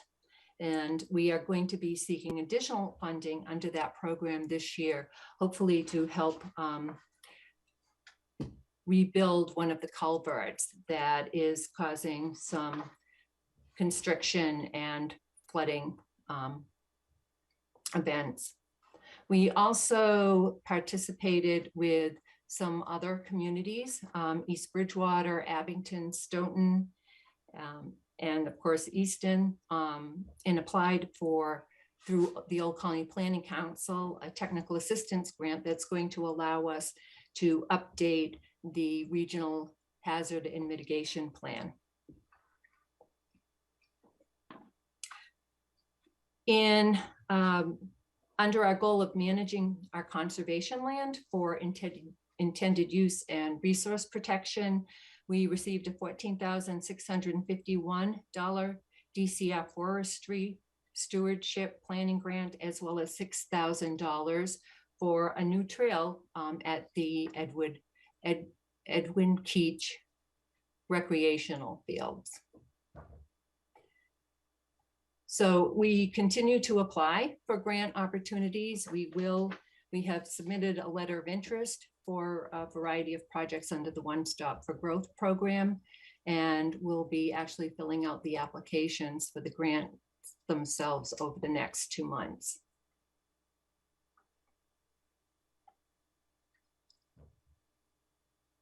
And I think. Can I add to that for folks who are newer on the finance committee? So the planning department is a 5-person staff, has been for as long as I can remember. I believe they staff a minimum of 8 boards. Is that about right? 9. Including 9, thank you. Regulatory boards, planning and zoning, the zoning board of appeals, the historic commission, the community preservation act committee, the economic development council, and a few Affordable Housing Trust. Affordable Housing Trust. Commission. Yes, so a 5-person staff supports roughly 9 boards, with probably close to 50 volunteers. And we pointed out with the building department and the library brought it up as well, that things are busier than ever in construction. And I pulled the budget book from fiscal 18, and in that year, the planning department and the boards they support received 140 applications across a few of those regulatory boards, and this most recent fiscal year that was 183, which is a 30% increase in that period of time. So it's finance committee meeting, after all, I feel like those kind of quantitative stats matter. So huge credit to Stephanie and her team for continuing to support that level of input for those boards. Terrific. Do we have any questions from the select board? Mark, did you want to make any comments on economic development? If I started talking about economic development, I would go all night. I think those of you who know me know that's actually true. So I have no comments. Great job, Stephanie. I look forward to next year. We have a lot in the pipeline, and I'm really excited. Excellent. Any comments or questions from the finance committee? Okay. Well, Stephanie, I do want to kind of tap a little bit into the economic development and just to say, for people at home, if they don't realize that there is an app that the Economic Development Council has promoted called Discover Easton. You can get it for free and download it from the Google or the Apple store. And it's a business directory. You're going to find out where all the restaurants are, what type of businesses. Do you need an attorney? Do you need a doctor? Where are the best walking trails in Easton? Tell me a little bit more about the museums. How do I connect quickly to ECAT? You can do that all right from your smart device. So I'm going to give that a little bit of a plug. And thanks, Stephanie, for all her work on that. but also the grants that this department gets are just, you know, really, you're knocking it out of the park with that. And it really allows you to do a lot more with a lot less. So MassWorks grants, we've got a great track record, but it's because of the work that you and your staff are doing, Stephanie. So I just want to kind of call that out specifically and thank you for your work. Well, you're welcome and thank you. And we couldn't do it without the support of the boards and also the other departments. I mean, we get the grants and then DPW makes magic happen, and certainly the other departments in the town. Terrific. All right. Well, with no other questions, we'll let you leave next for the night. And thank you so much for being here tonight. Thank you. Good night. Good night. So next, we're just going to switch this around a little bit and ask Linda Hawks to speak next about debt services, benefits, insurance, and other expenses. Great. And I think Wendy is coming as well. Okay, and Wendy.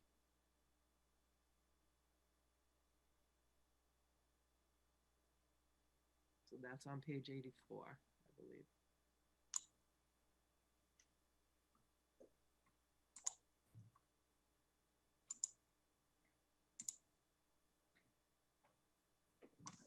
Hi, Linda. Thanks for being here tonight. Hi, how are you? Good. How are you? Glad to be here. And thank you for bumping us up a little bit. I'm actually going to have Wendy speak to the debt. She created the numbers. And although I'm familiar with them, I'd rather have somebody who created them. Sure. I thought you were going to say she created the debt. And then I was going to really get a good laugh out of that. No. I'm here for the just in case. Hi, Wendy. Thank you for being here tonight also. Thank you. So Linda and I work together. We work together closely regarding the debt. We also work with our financial advisors from Hilltop Securities. They're a great firm. We've been using them for as long as I've been here, which is now 24 years. And they do a great job. They monitor the market for us. They help us with financing strategies. And they also monitor our debt too for when it becomes callable. If if refunding is advantageous to the town, they monitor that and give us advice on whether or not it would be advantageous to do that. So I'm just going to share my screen.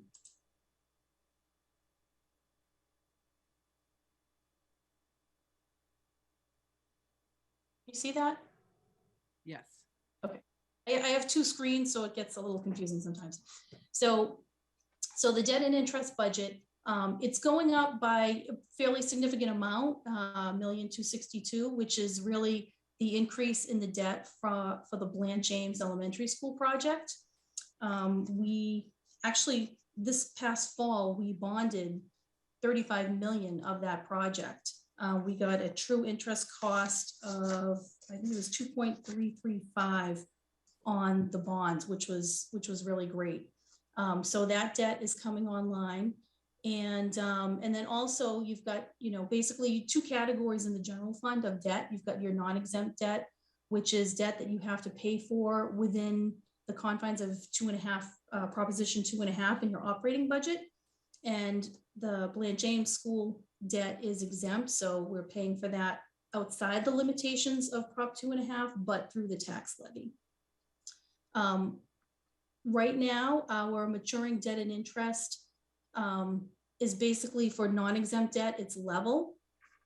And we're level funding that at this time. We do have a few things in the works so that this debt budget will change. But right now, what you see is you're going to see a line here called Capital Budget Reserve, $76,016. That's basically an amount that we put in so that we don't lose our capacity to pay debt service on the non-exempt debt. The debt that we have currently outstanding and the debt service that we know for sure is going to be a little bit less than what we budgeted next year. But that will change because we have currently 12 million in notes that are going to come due in June. And we are looking at financing them instead of rolling those over to next fiscal year. we've been advised that interest rates, keep creeping up every time the Fed meets, so that we should bond as much as we can as soon as we can. So we're in the process of determining how much of that, how much of our debt we are gonna bond. We're definitely gonna bond the 12 million notes that's outstanding, and then we're also gonna issue some new money for previous authorizations that we haven't borrowed on yet. So we're in the process of doing that. So our debt budget, once we know what those numbers are, we will modify the debt budget in the fall. But we've basically just put this number in here so that we don't lose at least the capacity from last year, and have that eaten up someplace else in the operating budget. So, any questions? Mike, go ahead. I think I know the answer to this, but I forget it because I'm not that bright. Wendy, are there any variable coupons in here, or is everything fixed?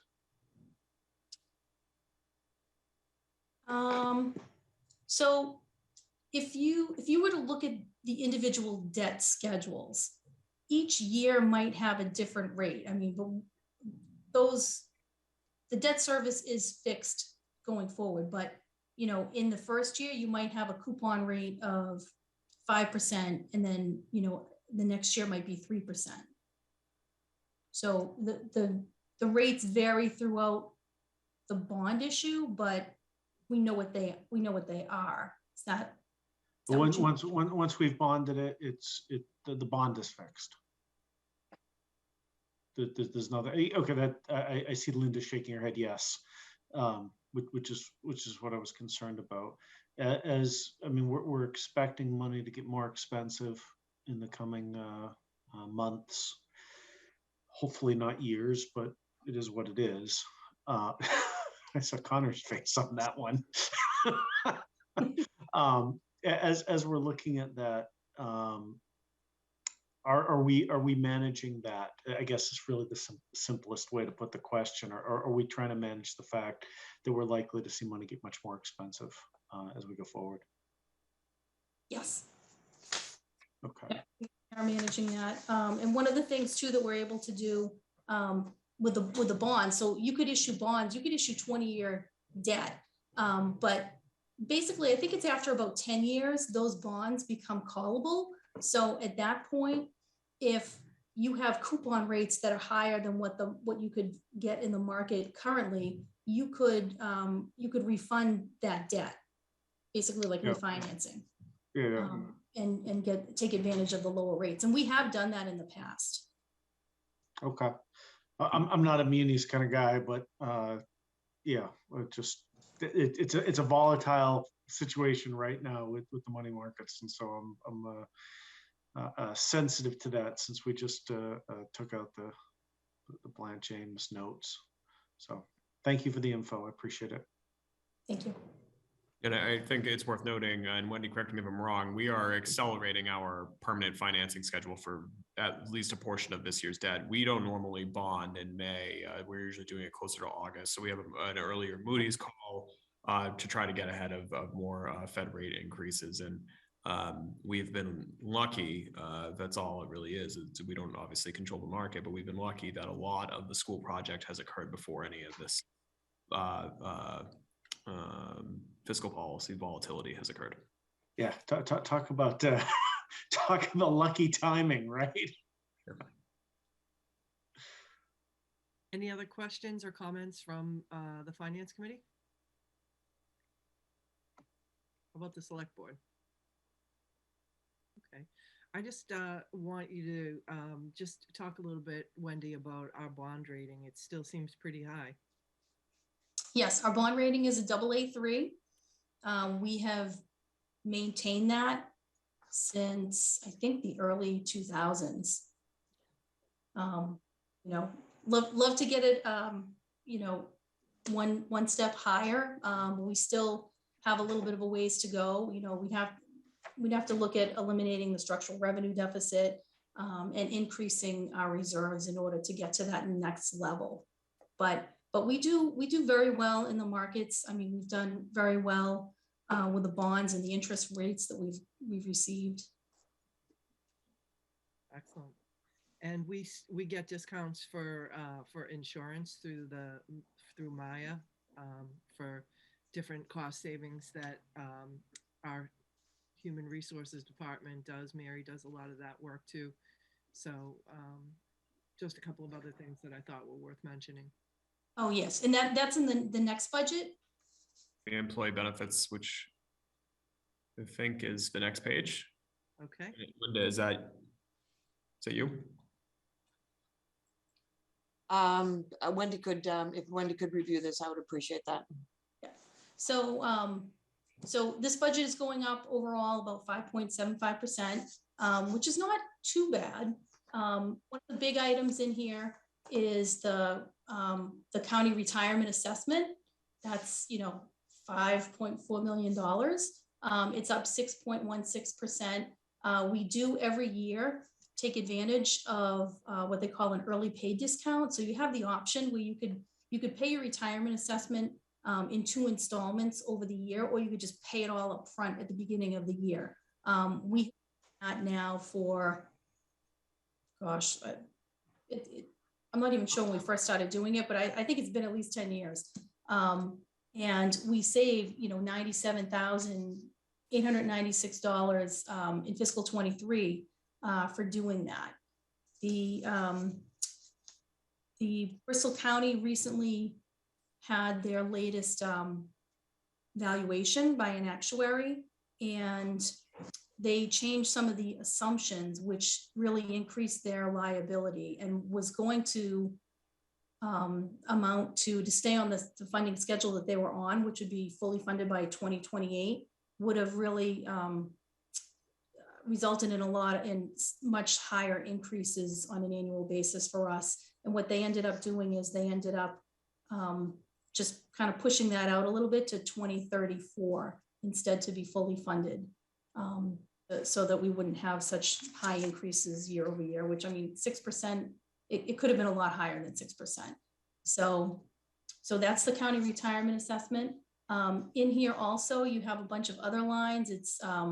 It's not just health insurance, but it's also just the other insurances, like insurance with Maya, property liability, and workers' compensation, Dottie, which you had talked about earlier. And we have received a lot of savings from Maya between the Maya Rewards program, which is basically a program where, you know, there's certain points that you can earn in various insurance categories through training, through safety programs, that you can get a discount off of your insurance premiums. And I think we saved about 29,000 this fiscal year.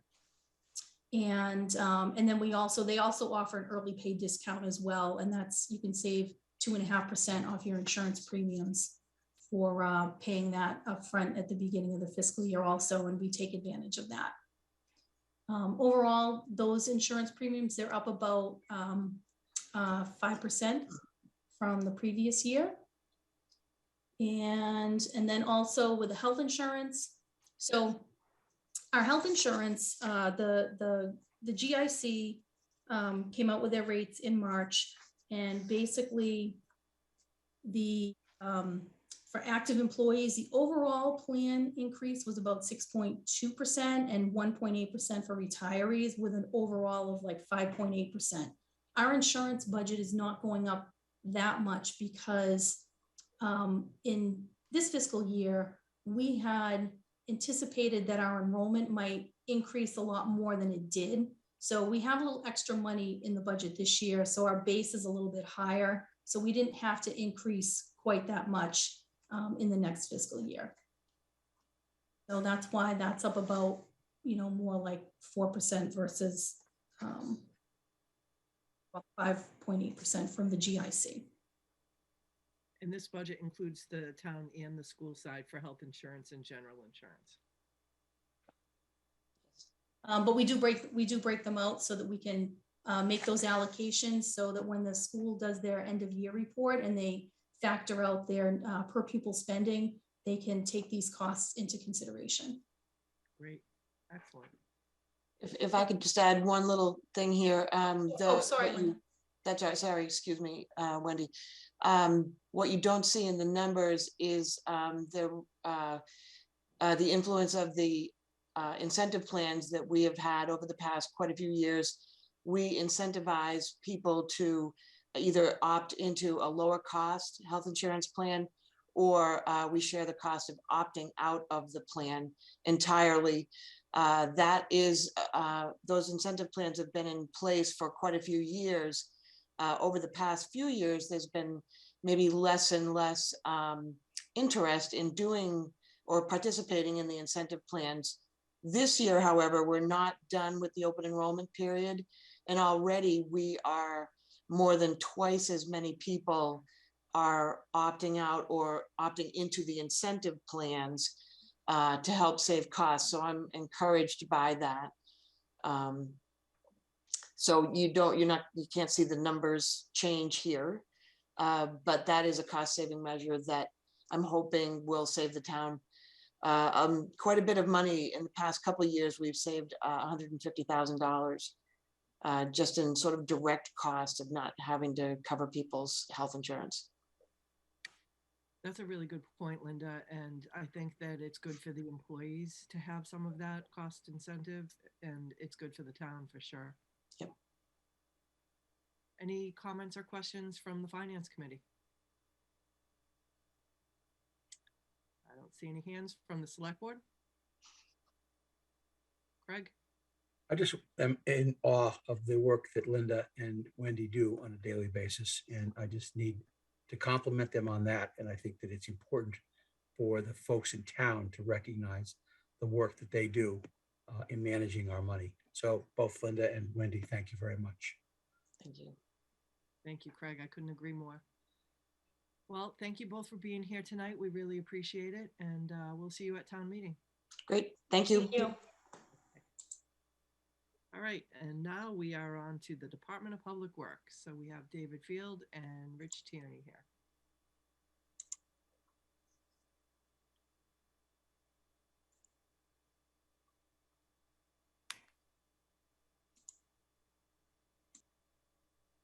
All right, good evening.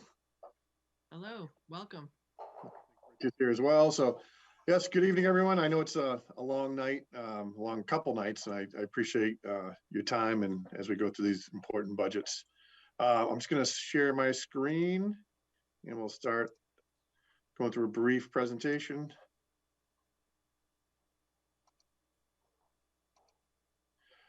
All right. Again, Dave Field, Director of Public Works. With me is Rich Tierney, Operations Manager for Water. I'm just going to go through a quick overview of what we do. I know most of you have seen it before. Just talk about our upcoming budget and just discuss our future budget concerns and challenges. Right now, DPW has 37 full-time equivalents across 4 divisions. One of the things we're most known for is maintaining the roads. We maintain 117 miles of road and 71 miles of sidewalk. Also stripe over 1 million linear feet of lines every year. We supplied 628 million gallons of water last year, did 91,000 meter reads, and probably most importantly, sent out 32,000 bills that funds the water division. Snow and ice, this is the thing we're probably most known for, although it's only 5% of our budget, but it's a lot of work, and we clear 17 million square feet of pavement every storm.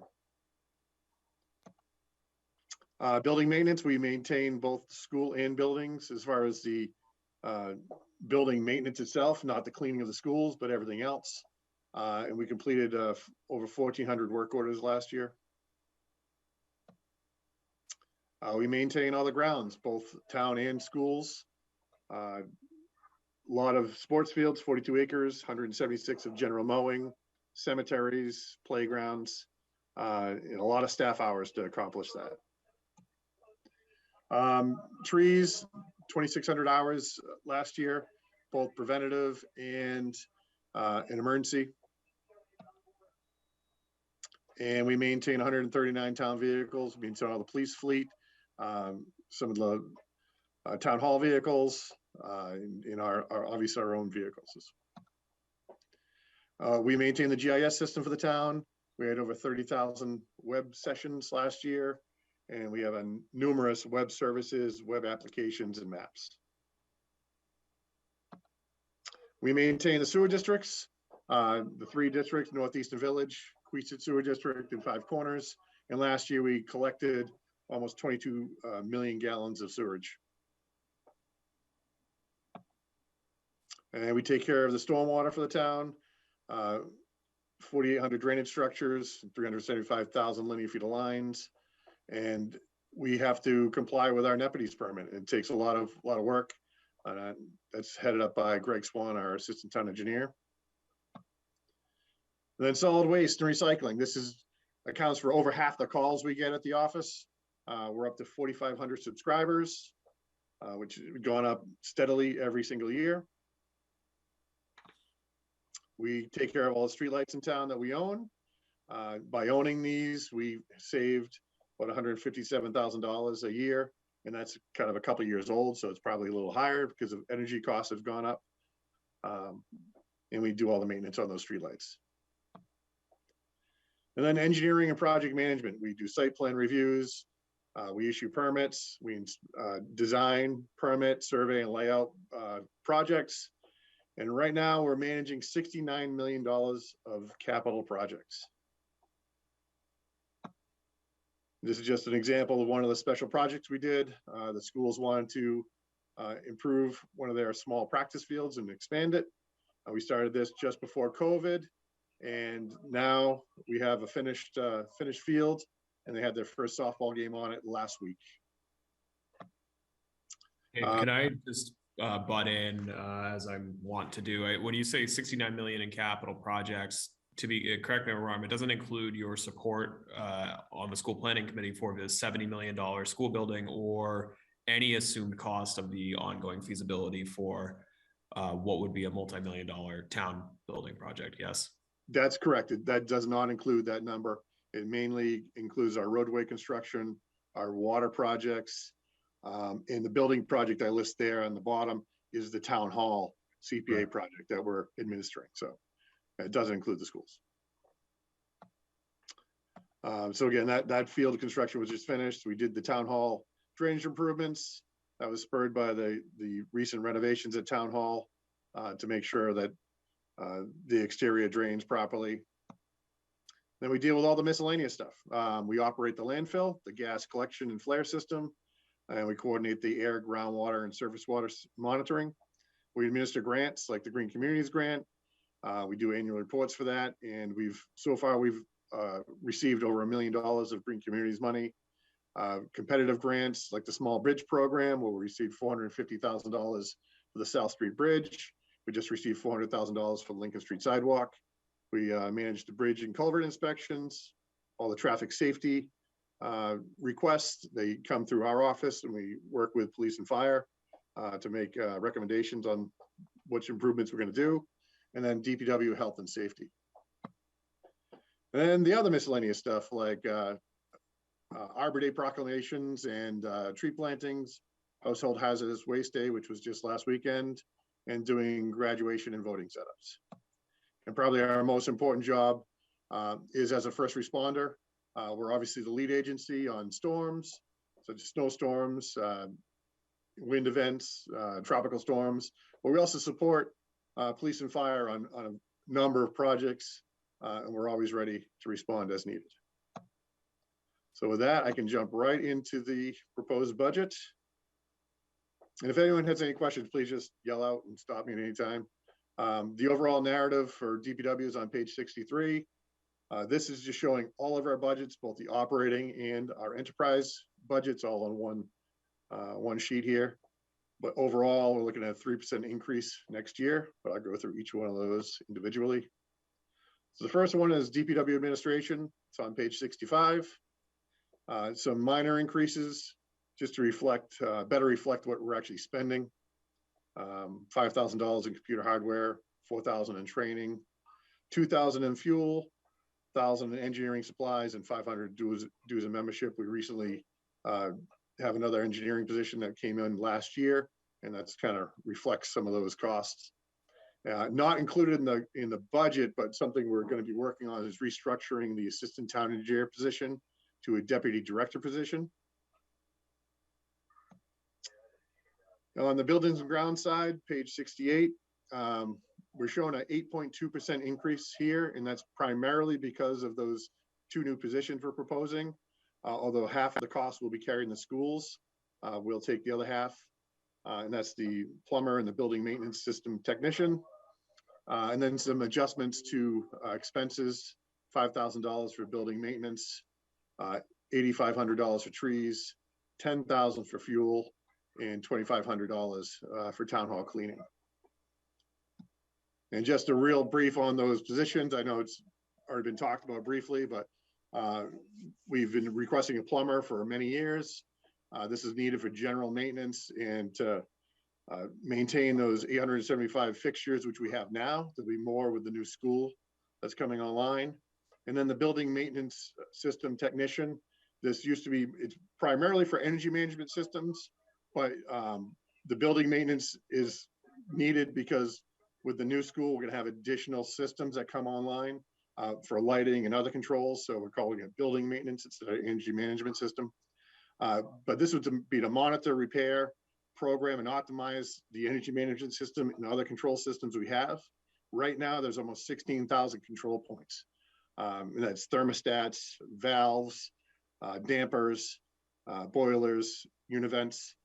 And on any given time, any of those can stop working, need to be troubleshoot, need to be repaired. And then the programming needs to be reset to be automated again. If anyone has Google Home or Alexa, every once in a while you'll notice, it just doesn't work once in a while. You got to restart it. That's like 5 to 10 devices for most people. Here we have almost 16,000. So in fiscal year 21, the town and school spent about $101,000 on the control vendor that we use. So I think this will be money well spent. Going on to highway, looking at 2.6% increase. Again, minor adjustments to vehicle repair, fuel, and some new equipment. Again, just to reflect what we're actually spending. Snow and ice is no proposed change at this time. And just to show you the 5-year average and what we've spent projected for this year, we're pretty close to that, our budgeted number. So again, no real need to make an adjustment here yet. We're still using salt brine, and we're going to be expanding our liquid program to introduce some other additives in that salt brine next year. So that should be pretty exciting for us. And then water enterprise, 5.5% increase. And Rich is here. He can speak to anything if you have any questions on it, but primarily adjustments both up and down in the water enterprise account. Do you want to add anything, Rich, or? No, just those line items that we're having increases, they're important to, the future expansion of our water system, whether it's the PFAS or just the training of the staff to the meter operations that, we have a lot of devices that also need to be upgraded that necessitates, further actions on my department, so that we need to make sure that the funding's there, that we're maintaining the number of meters and cellular equipment that we need to phase out of our system. Great. Thanks, Rich.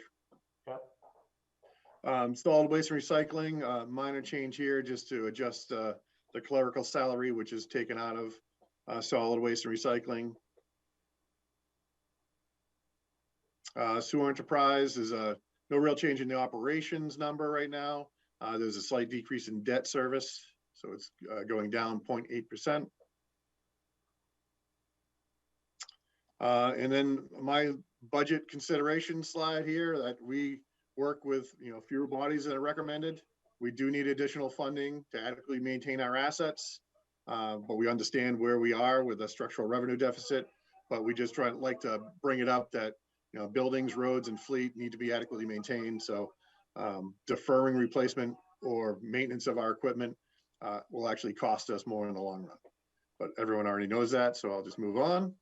And then just the staffing metrics, and this kind of backs up why we are looking for those two positions, especially in building maintenance. We should have 16 full-time equivalents, and we have 4.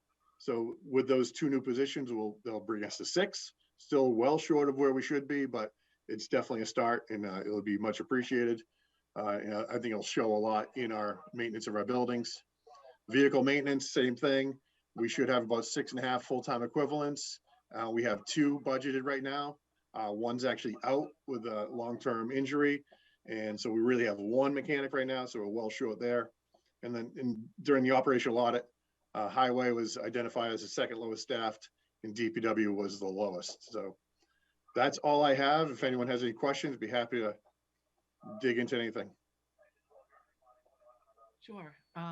Let's start. All right. I see Mike DePietro. You got your hand up. Go ahead. Hey, Dave. Great presentation as always. I have 2 questions. One's trivial. It's more curiosity. The other one's pretty substantive, but I don't want to bog us down, and it's late. The trivial one is, I noticed you got some hardware and software computer stuff in there. Just curious why that falls in your budget, not Mike's budget. It's programs are used by DPW, so that's just typically always been part of our program. It's actually not like our desktop computers that does come out of IT. It's more for running our GIS software, AutoCAD, any other specialized drainage, analysis software that's a DPW function. So applications come out of yeah, DPW apps, yeah. Yeah, I was just curious on that one. The other one, a little bit more substantive. We've talked over the years about the underfunding of DPW. This has been a deep concern of mine. Deferred maintenance is obviously far more expensive than doing things when you should. But there's always been an aspect of it that makes sort of the measurement of it tricky. What I mean is that you defer maintenance for something, eventually it falls apart, you stop using it, and it comes to a point where it's like, hey, you know what? We're not maintaining it anymore. We're making a decision. Do we want to rebuild it anew, or do we want to say we didn't need it in the first place, or didn't need it as much as we thought we did, whatever. And so sort of that backlog maintenance number, it kind of naturally shrinks on its own. And I'm asking a question. I don't expect you to sort of be able to answer it with data. It's sort of just a gut feel question. I'm wondering, of that massive number, which I think we had up around 90 million, if I remember from a year or 2 ago, of stuff that it was probably even more, that's just, hey, we're not spending this money and we need to. I'm just kind of curious, from your own gut feel estimate, how much of that kind of goes away the longer it hangs out there? And just so we're clear with one another, I'm not suggesting it should go away, quite the opposite, but I'm just curious sort of the actual dynamic that's there. Sure, I think that's a great question. I do know what you're saying, so don't worry about that. But so one example would be the schools, the 3 elementary schools, early elementary schools. As Leisha mentioned in her proposal, the energy usage in that new school is actually going to go up. The electric usage will go up because those schools, all the systems were kind of end of life and are not functioning the way they should have. And, it was never designed a certain way. So again, something like the schools, those will just go away at some point because we put a massive infusion and built a new school. Right. But on the roads, like we have a $19 million road backlog. Those aren't just going to go away unless people move off those roads and we just close them. So there's certain things that you're right, so those building ones, and we may have that opportunity where we have some backlog of buildings with, if the new DPW, fire, and police station project goes forward, we can get rid of a lot of backlog in some of those buildings, just like we do with the early elementary schools. But a lot of our other assets aren't going away. Our drainage system, our water system, our roadway network, and basically we like to use asset management approach to everything we do, which is we got to know what we have, where it is, what the condition is, what needs to be done to it to maintain it, and or when it needs to be replaced. So if we look at any one item we have, whether it's a street sign or a catch basin or a road or a vehicle, we usually know what it takes to maintain it and what that liability is. So we know we have a huge backlog across buildings, roads, fleet. Not to be doom and gloom, we're doing a great job. The department, the town supports us as best the town can. But again, those are just something that we try to bring up, that these are not being funded where they should necessarily be. But in general, I don't want to sound the alarm, but you know, we're maintaining things as best we can. But that's a great question and a great point. I just it probably only goes away when it's assets that will just be replaced. Somewhere else. And part of where I'm coming from is one of my great fears is that we get to a point as a community where people say, hey, the roads stink and we're okay with it. And you know what I mean? Where it becomes something where we put the wrong value just because we've grown accustomed to things the way they should not be, the way they're dangerous, the way that they're just more expensive overall. But at the same time, I always want to be careful. You know, you push the very large number and there's always somebody coming out of the woodwork and going, it's not really that big. And so it's good to hear that you have thought about it, right? You have thought about, yeah, there's some things you ultimately decide to replace. But reality, you know, as you kick the can down the road, you're just making it more expensive. And even though we may not be talking about it as an emergency in any given year, that hasn't gone away. Those numbers are still high and legitimately defensively so. And so I at least that's what I'm hearing you say. Tell me if I'm overstating it. No, I think you summed it up quite well. Thank you. Thanks. Cool. Thanks, Dave. If I could just add to that, you know, this is an area of concern that we highlight across the organization, particularly in the 5-year capital improvement plan. And I want to just add some context to certainly not to downplay the absolute truth that there are tens of millions in investments that at any given year we are not able to make. But it's important to note that there's a variety of structural causes there, right? So if you look at roads, we rely on Chapter 90 from the state to fund road repair. So does the other 351 cities and towns of Massachusetts. And that's been level funded with a couple of supplemental gives here and there for basically 18 years. So we've lost 40% of our purchasing power there. And for us to make up that delta, Dave, I think we would need to spend somewhere between 750 and $1 million locally in capital on roads just to make up that shortfall a year to get us to net. Yes, so we need to get to about a $1.8 million total spend. So more than $1 million. $1 million local would be needed. Right now, we spend between $2 in a lean year and $4 million in our general fund capital for the entire town and school per year. So we would need to increase our capital depending on the year between 25 and 50%. And we simply don't have the means to do that. We were borrowing for a period of time when interest was very low. That's obviously off the table. It's really worth noting, and Dave and I have been kicking around, so is Dottie, that we wanted, you know, those $69 million in projects being managed. If anyone's paying attention to numbers saying, how are they managing $69 million of projects if their annual capital spend is $2 to $4 million? We have been very successful and very aggressive with pursuing other funding sources outside of our general fund for this exact reason, right? So you have mega projects like Depot Street, which are $12 million. If the town's share was $1 million and state and federal dollars are picking up the rest, you have $25 million sewer projects that also bring new roads with them to fix those roads that are largely funded through grants or betterments and special assessments.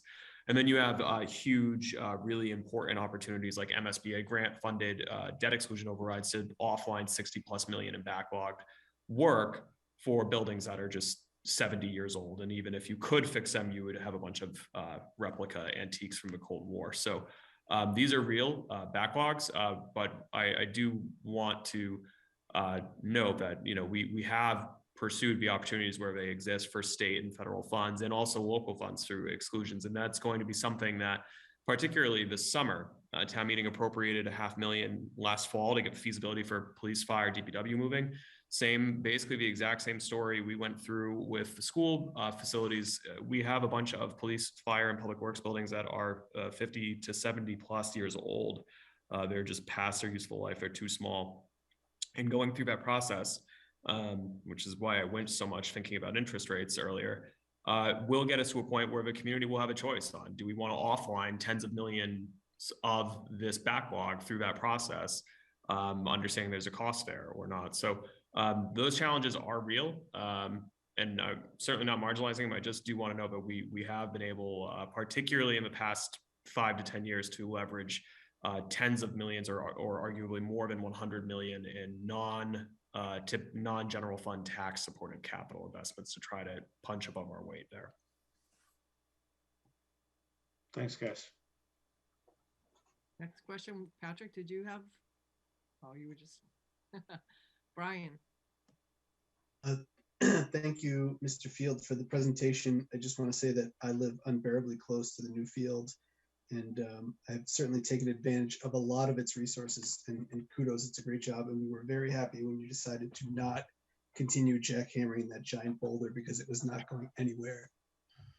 It shook my house, and my wife was working at home, so we knew what you guys were up to. Yeah, we did have about 500 yards of ledge to remove, so I apologize for your proximity to that. Must have been a little loud. It's quite all right, but it's an awesome field. My kids and I are out there almost twice a week now, and we certainly enjoy that open space, so thank you for that. My question was around the plumber that you showed on the staffing needs slide. You had a salary of 65,000, and then you said, I can't read my handwriting, but there was an outside spend prior. Do you know roughly what that outside spend was compared to the 65,000 you want? I don't have that offhand. I had an old number on that, what we spent at one time through the school department. I don't have that offhand. I apologize. That's like a 3 or 4 year old number. The spend I had was on the building maintenance management system tech. For that, we spent $101,000, both town and school, for that vendor in 1 year. You look to hire somebody at 65K, so that's a nice savings. Of course, I was getting at the savings rate for the plumber, and I don't know what it costs to do commercial plumbing, but I think 65,000 is probably less than what you had spent for those tasks. Yeah, and so that's a great question, and so I can talk anecdotally about it. In general, when we hire the schools, usually the schools are the ones actually paying for the plumber. If we have a plumbing issue, we'll say, all right, we need to get it done. It also because it's an outside vendor, it takes usually one of my staff members or custodian to basically, we got to find the problem first, usually open up a wall or a ceiling, bring in a plumber, escort them around the building, have them do the work, we assist them, then we do the restoration. So the plumbing cost may be not fully shown in those budgets in the past. It might be between 20 and 60,000 a year. But there's also plumbing that we didn't get to, either because we couldn't afford it, and or in the other costs associated with that are high because there's still staff time required. Even though we have a plumber going in there, we still require a lot of time to do that. So if it's an on-staff person, that's going to hopefully make us more efficient. We'll have less deferred plumbing needs going forward. And again, so I think it will definitely pay for itself, in my opinion. But the numbers that I can't show you numbers to say we'll have a direct savings right now, but it definitely will work. I dabble a lot in total cost of ownership in my career path, so I'm with you on the trickle downs to the process. Great, good questions. Anyone else on the board? So I guess I'll wrap it up then, David. I think it's really important for people to understand that slide with the triangle, that you're, one of the 3 points of the first responders. We've always looked at it like that from this board, and yet I feel like a lot of the things that you're responsible for are forward facing, that the public sees. For instance, we're going to get the emails because there's a pothole or there's a road in bad condition. The people on Pond Street waited a long time because it wasn't just a matter of reconstructing that road. It needed a lot of other work with barriers and water pipes and things like that that can make it really complicated. It's easy for us to look out and say, you know, my road doesn't look like it's in great condition, but there's a lot more behind it usually. Or if a culvert's clogged, or anytime there's a storm and people want tree branches picked up in, you know, a couple of hours, you know, with 119 miles of roadway. I think that the most compelling slide of what you showed is the lack of staff that you have to get the jobs done. And I'm not being fresh when I say this. I've never seen you flustered or stressed out or frustrated. You just take it as it comes and do the best with what you have. And I think that that's admirable, but I think it's a big risk for us as, you know, as a community and as an organization. And we really have to look at that and look seriously at ways that we're going to be able to increase, you know, some of those positions. I think it's great that you're being able to add a plumber this year, but you've been asking for that for years. And there's also, I think it's great that looking at the deputy director position, because one of the things that's a really smart business decision that we'd like to do is to have a transition pathway, you know, especially for our executive leadership team, so that, you know, say you want to take a vacation for a few weeks, you know, you have somebody that can come back and do that. So you know, I really appreciate it, but I feel like we breeze through these slides like, well, you know, we should have 10, we have 2, we should have 15, we have 4. I think we really need to think about that as a community. And, you know, you have somebody that has to be out on an injury or for a personal reason, then you're even cutting it shorter. So I'd really like us to focus on that in upcoming budget years. And that's a placeholder for me. Thanks, Tony. I appreciate the sentiment. And again, the one thing I didn't get to mention, and I thank Rich, he's here tonight, but the staff we have at DPW is fabulous. I have great staff. So that's why I don't get flustered, Dottie, because I know I have talented people that are going to make it, fix it and make it work. So I just want to thank all my staff for all their work. Thank you. And the board thanks them too. And thank you, Rich, both of you for being here tonight. And we will see you both at town meeting too. All right, thank you very much. Thank you all. So Connor, I think you are going to wrap up the last few departments, starting with the Finance Committee and Reserve Fund. I think we have ours first. No, we don't. We have Finance Committee and Reserve Fund, and that should be quite easy because it is level funded. Finance Committee is just for the clerical salary costs. That's level funded at $2,000, which has been sufficient to pay for the recording of minutes.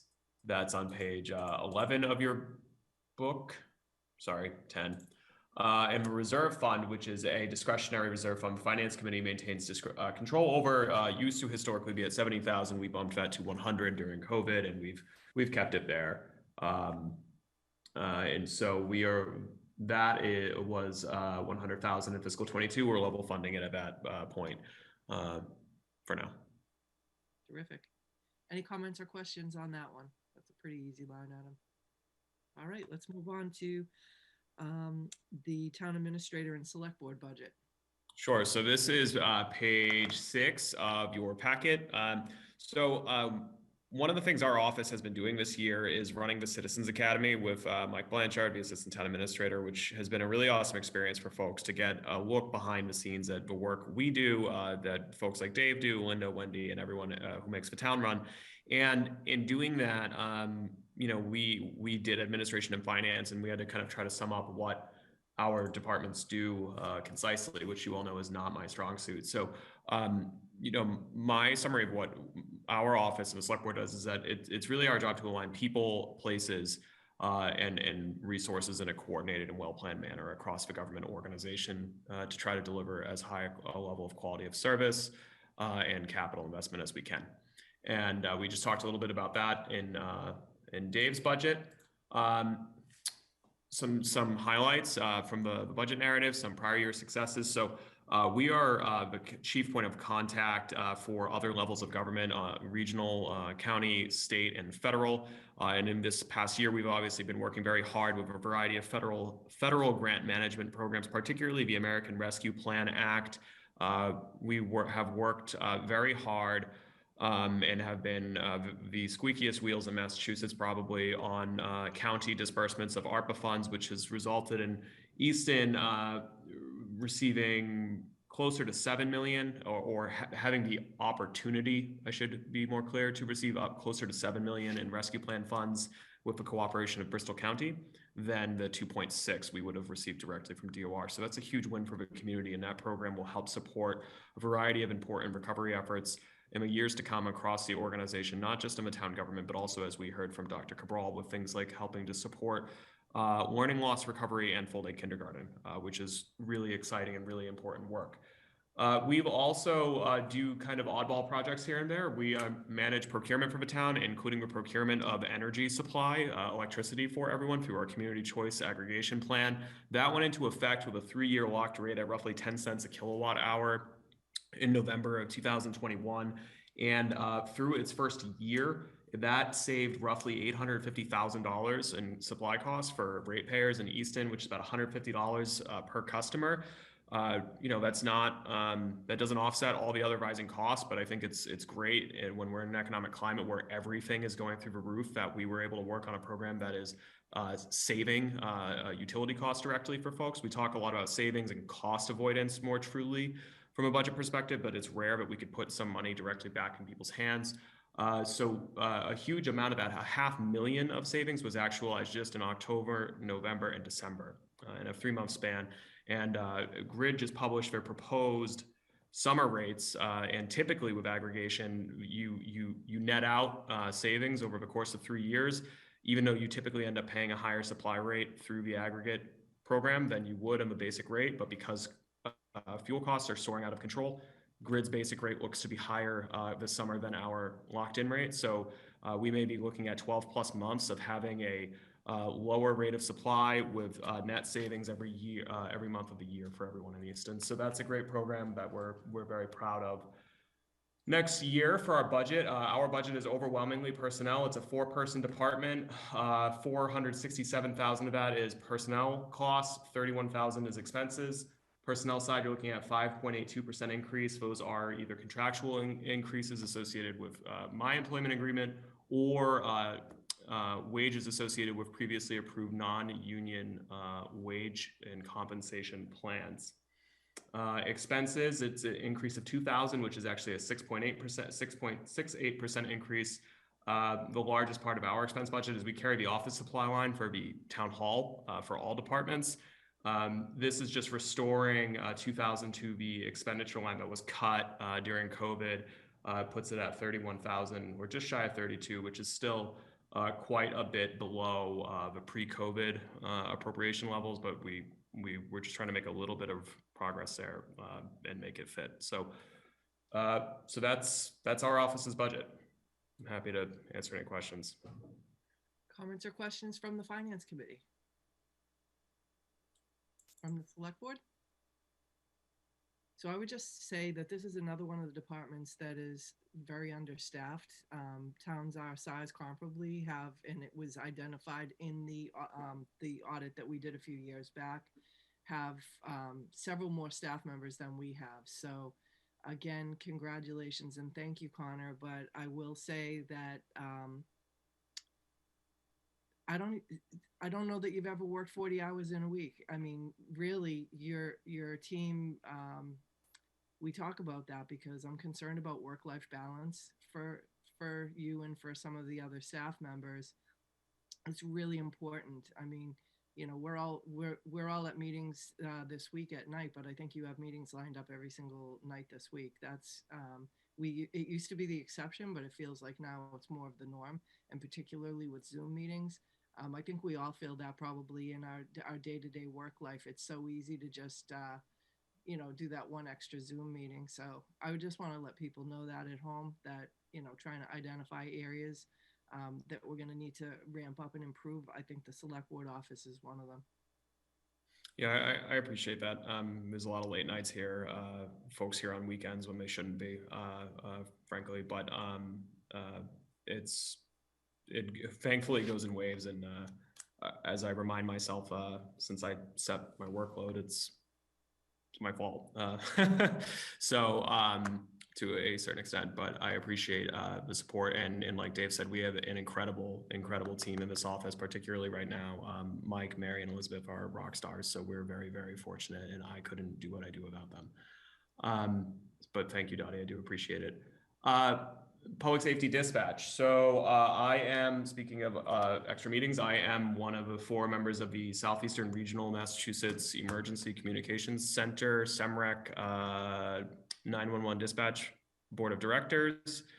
And that is the regional 911 dispatch that has replaced local dispatch in Easton, Mansfield, Foxborough, and Norton, based on an IMA we executed in 2017 that went into effect during COVID. Actually, we transitioned away to those services, and it's been an incredible success story. We're very proud of it. The executive director, Rob Verdone, is another rock star we're lucky to work with.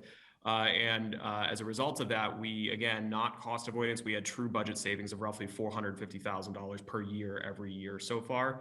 Our cost of running dispatch locally with about 12 FTE and their benefits packages was roughly $750,000 per year. And our current annual assessments are about $300,000 for better services with improved technology.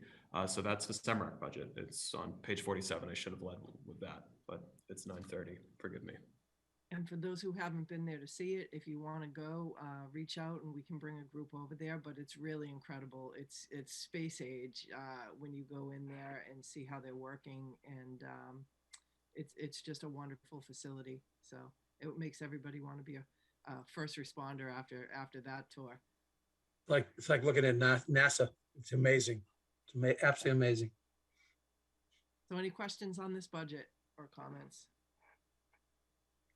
Okay, we will move on to town council. Town council's page 24. This is an easy one. This is our budget for legal services with me, Tallerman, and Costa, who are our town and labor council, as well as a small portion for special counsel services for more kind of boutique legal services like cable franchise license renewals and the like. It's level funded at 170, which is I think what we've carried it at each year, and we're usually roughly in that ballpark. So no change here.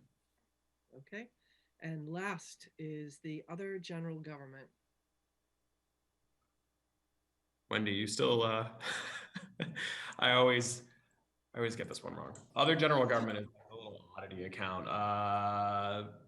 Audit services, postage meter, the town reports, and a couple of committees, expenses, and veterans grave markings, things of that nature. So it's 112,000. It's an increase of 7,000, mostly attributable to postage and town reports, because postage has gone up and printing costs more money. Basically a catch-all department. Great, good job. Any comments or questions on that line item? Okay, so now that we've gone through all of these, I think that we're ready to review and vote on the May 16th, 2022 annual town meeting warrant draft. So Connor, the select board has to vote on it and the finance committee separately? Well, so you both still have to do that. And so we coordinated with you and Patrick to just have it on it's on the joint agenda. And you've now all heard and seen at the same time, very long meetings. I appreciate it, but all the budgets in detail, you all know where it's at. And the warrant, that the most recent warrant reflects that. So that's Article 7, the operating budget. So I would ask that everyone consider, you could do it individually, just so for the sake of minutes, it's cleaner, but I would ask if folks are willing, Dottie on the select board side for an inclusion and recommend, and then sequentially the finance committee to vote your recommendation as well, if you're willing, please. All right, well, let's do that for the select board. I'd entertain a motion to include and recommend Article 7 for the fiscal year 2023 operating budget. Move to include Article 7, include and recommend Article 7. Second, Lamb. Bodger, Lamb? Barger, yes. Lamb, yes. Stebbins, yes. And full Janetti, yes. And please note that Select Board member Jen Stacy is not present, so. All right, FinCom, you want to make your vote? We have Finance Committee moved the same as Dottie just moved. We don't include, we just recommend, but close. So that's a motion to recommend then, Mike? Recommend, yeah. Thank you. Do I have a second? Second, DiNapoli. Second. DiNapoli got there. I'm gonna go to the list. DiNapoli? DiNapoli, yes. DiNardo? DiNardo, yes. Diaz? Yes, yes. Petro? Petro, yes. Jenkins? Jenkins, yes. Olson? Olson, yes. Famosi? Mostly is yes. And Helen is a yes. One procedural question, Connor, just to make sure for as we continue to go on to 8, is there anything for 4 and 5? Or are we pulling those? Because there's nothing currently. With one moment, I apologize. Oh, I do have the warrant here. Yay. Articles 4 is, we're going to leave Article 4 on the warrant. We always do, it's a placeholder. So if there's no action needed from anyone there, we're good. And 5, we will have an article for the select board on Monday night, and they're going to vote and sign the warrant. Finance committee, I think your next meeting is probably the night of town meeting, right? Yeah, So you could vote that at your town meeting and announce the recommendation from the floor. We just don't have those numbers yet. Thank you. Okay, so the select board is gonna, I'll take a motion to adjourn, and then the finance committee is gonna stay on this call. So with that, it's 9:31. I'll take a motion to adjourn. So moved, Barger. Second, Lamb. Roger and Lamb, back to you, Craig. Barger, yes. Lamb, yes. Evans, yes. And full Janetti, yes. So good night, everyone, and thank you for this meeting. It's a long meeting, and we're happy to go, and you guys can wrap it up. Thanks. Thanks, Dottie. Good night. Good night, everybody.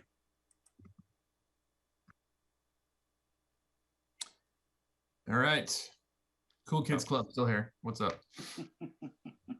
So we voted yes for 7. We've recommended 7. We have 8 still that we did not vote on at our past meeting. The select board has, because they got the updated numbers before we did, obviously. So we will do 8. Connor and or Wendy, 20, 21, and 22. We do have updated information on. And yes, we do. Yep. So for the CPA. Yep.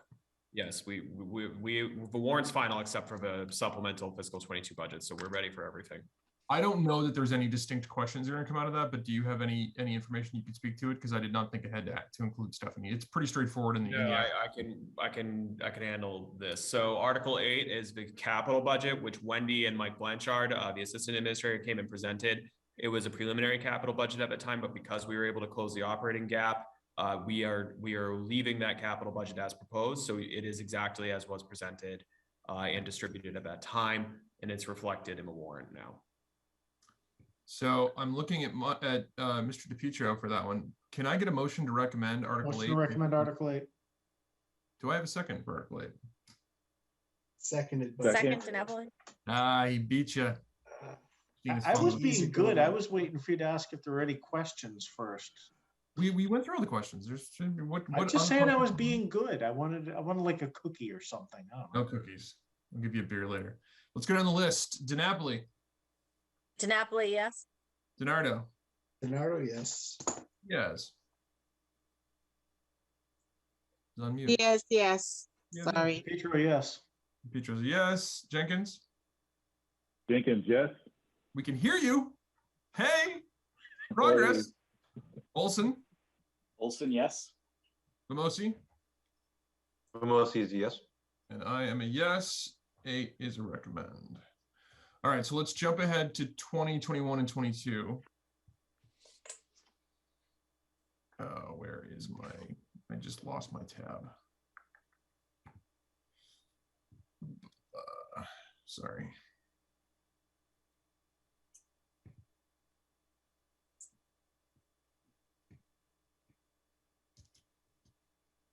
Apologies. Go back up. Here we go. All right, so 20 is This is one of the CPAs. This is the Foundry Street. No, wait, did we vote on 20? You voted another fence. It's fence season. This is fence 2, right? Foundry Street Historic Fence Restoration. Historic fence. More fence this time. So this is right at Foundry in Pequannock. It is the restoration of a 19th century iron fence that is quite ornate. The CPA has voted to recommend this. The CPA budget can sustain it. So the select board has voted to recommend it as well. Didn't we recommend this one? We recommended the cemetery one. Southeastern Cemetery. Oh, okay. I thought we'd done this one too. My bad. Motion to recommend. Article 20, whatever it was. Article 20, thank you. Do I have a second? Second, DiNapoli. Second. Right. Let's go on the list. DiNapoli. DiNapoli, yes. DiNardo. Nardo, yes. Diaz. Yes, yes. Petro, yes. Jenkins. Jenkins, yes. Olson. Olson, yes. Bamosi. Bamosi is yes. And I am a yes. 20 is a recommend. Okay, on to 21.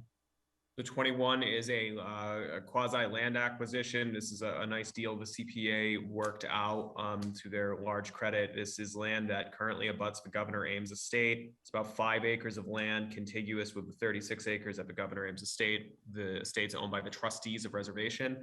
So the CPA committee brokered a deal with the landowners, being the Ames family, CPA, and the trustees, where the trustees and family will be putting an amount of money on the table, and the town, through the CPA's contribution to that pot, is $350,000 for a conservation restriction on that land, but the trustees will own it and maintain it contiguous with the existing 36 acres, and it will make public access from Pond Street all the way to Oliver across that estate. So it'll be really nice. And I think for 5 acres of land, that's a pretty solid deal.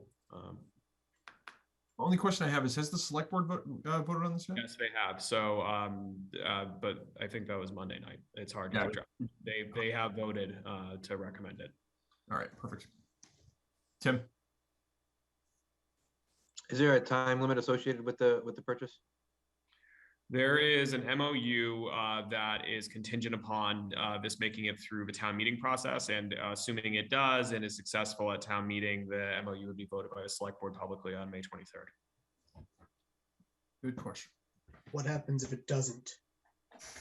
If this fails at town meeting? Yeah. I can't speak for the landowner, but they would be able to put it on the market and sell it in theory. Okay. Yeah, but then that was it was on the market, and I think that's what spurred this. No buyers. That's fair. No, there were competing offers. I think it is developable, and obviously that's a very piece of land. But it fits into the CPA's open space preservation plan and wanting that walkable connectivity from downtown to Oliver too. Thank you for that color. That's important, I think, for people to know. I appreciate it. Good question. Any other questions from the crew before Mike jumps the gun? I see none. Recommend Article 21. Do I have a second? Second, DiNapoli. Second. She's ready now. She's got her finger on the button. DiNapoli. DiNapoli, yes. DiNardo. DiNardo, yes. Diaz. Yes, yes. Petro, yes. Jenkins. Jenkins, yes. Olson. Olson, yes. Bamosi. Bamosi, yes. And I am a yes. That one is recommended. 22 is the Oaks Ames emergency repair. So we have final budget numbers for this after we spoke to this in depth actually at the last meeting, but this is the final allocation numbers for those repairs post emergency breakage. That's correct. Yeah, so this is the CPA's recommendation. The select board is recommending. The trustees are putting some amount of capital forward. I have to assume because scaffolding has already gone up, and obviously we haven't made an appropriation, but this is kind of somewhat poetic. We're talking about the need that we really have to get on top of engineering the permanent fix here, and this has happened. So there is no there's no visionary restoration of the hall if this doesn't get So, Right. Do we have any questions on this one? Tim? Sorry, one quick question. I know it's late. Is oversight for the building done through just CPA and the construction process, or is there an outside committee for that as well? So there is a 501c3, the trustees of the hall, that the select board have an ex officio member on, but the architect, the historic architect, who is basically project manager for these, is Lynn Spencer. That is also a firm that the town works with for some of our projects. So we have a very good and open relationship between the hall and the town to make sure that this is being done quickly and effectively. Anyone else? Motion to recommend to Petro. Do I have a Second, DiNapoli. Yes. DiNapoli. DiNapoli, yes. DiNardo. DiNardo, yes. Diaz. Yes, yes. Petro, yes. There we go. Jenkins, Yes. yes. Oh, he's starting. Olson. Olson, yes. Vamosi. Vamosi's yes. And I am a yes. We're like a well-oiled machine, people. This is amazing. 22 is recommend. So 32. Not to poke the bear here. No, I think you all successfully started a conversation there. It has been removed from the warrant. The planning board voted to remove the discussion from the warrant. So again, this is like meetings on top of meetings on top of meetings right now. The warrant you see Monday will be very clean. Everything will be in there except this. This will be gone. Excellent. So I heard that was a good conversation. So thank you for bringing those points up. Yeah, kudos to Kelly. She's not here tonight. She's taking some well-deserved R&R, but she was the one who noticed the point, asked more specific questions, and found out that detail, and obviously was a concern. So great. That's the whole point of the oversight relationship. Why we're here. Hey, check it out. We did something useful. FinCom did something. What's up? All right, guys, with that, there's nothing else that comes before this body. We have gone through everything except for apparently number 5, which will have something. As Connor gave you a quick snapshot preview, we will have a meeting the night of town meeting. I'm going to set that up relatively soon. It's literally a 4-minute pre-meeting meeting where we're like, hi, vote, walk in. And so at that point, obviously that will not make it to the printed version of the warrant. But that's okay. We're going to have everything else on there. And then if someone demands receipts, then they'll just ask me the question directly in the meeting. With that, you all know that you're going to be there right up front and center, in person, on display, constantly being judged. I look forward to it. With that, I will accept Motion to adjourn to Petro. Second, DiNapoli. Did I just freeze or did everybody else just freeze? No, Yes, Oh, we were all waiting for Okay, good. Robert to I'm get back. in on the second. Petro was with his motion. I was waiting for temporarily. Hey, I'll let whatever comes up in the wash that Stacy puts as the person that seconded it. I'm fine with it. I'm not going to argue. So let's get on the list. DiNapoli. DiNapoli, yes. DiNardo. DiNardo, yes. Diaz. Yes, yes. Petro, yes. Jenkins, yes. Olson. Olson, yes. Vamosi. Thank you to all the presenters, and Vamosi is yes. Now I am a yes. I will say the only other thing coming is that we'll have something quickly to do about department assignments next time. Other than that, thank you very much for all your time and effort, everybody. Congratulations on those of you who got reelected, and we'll see you all next time. Thank you all. We Thank appreciate Thanks, it. everyone. Connor. Have a good night. Take care, everyone. Thank you. Wow. See you in the meeting.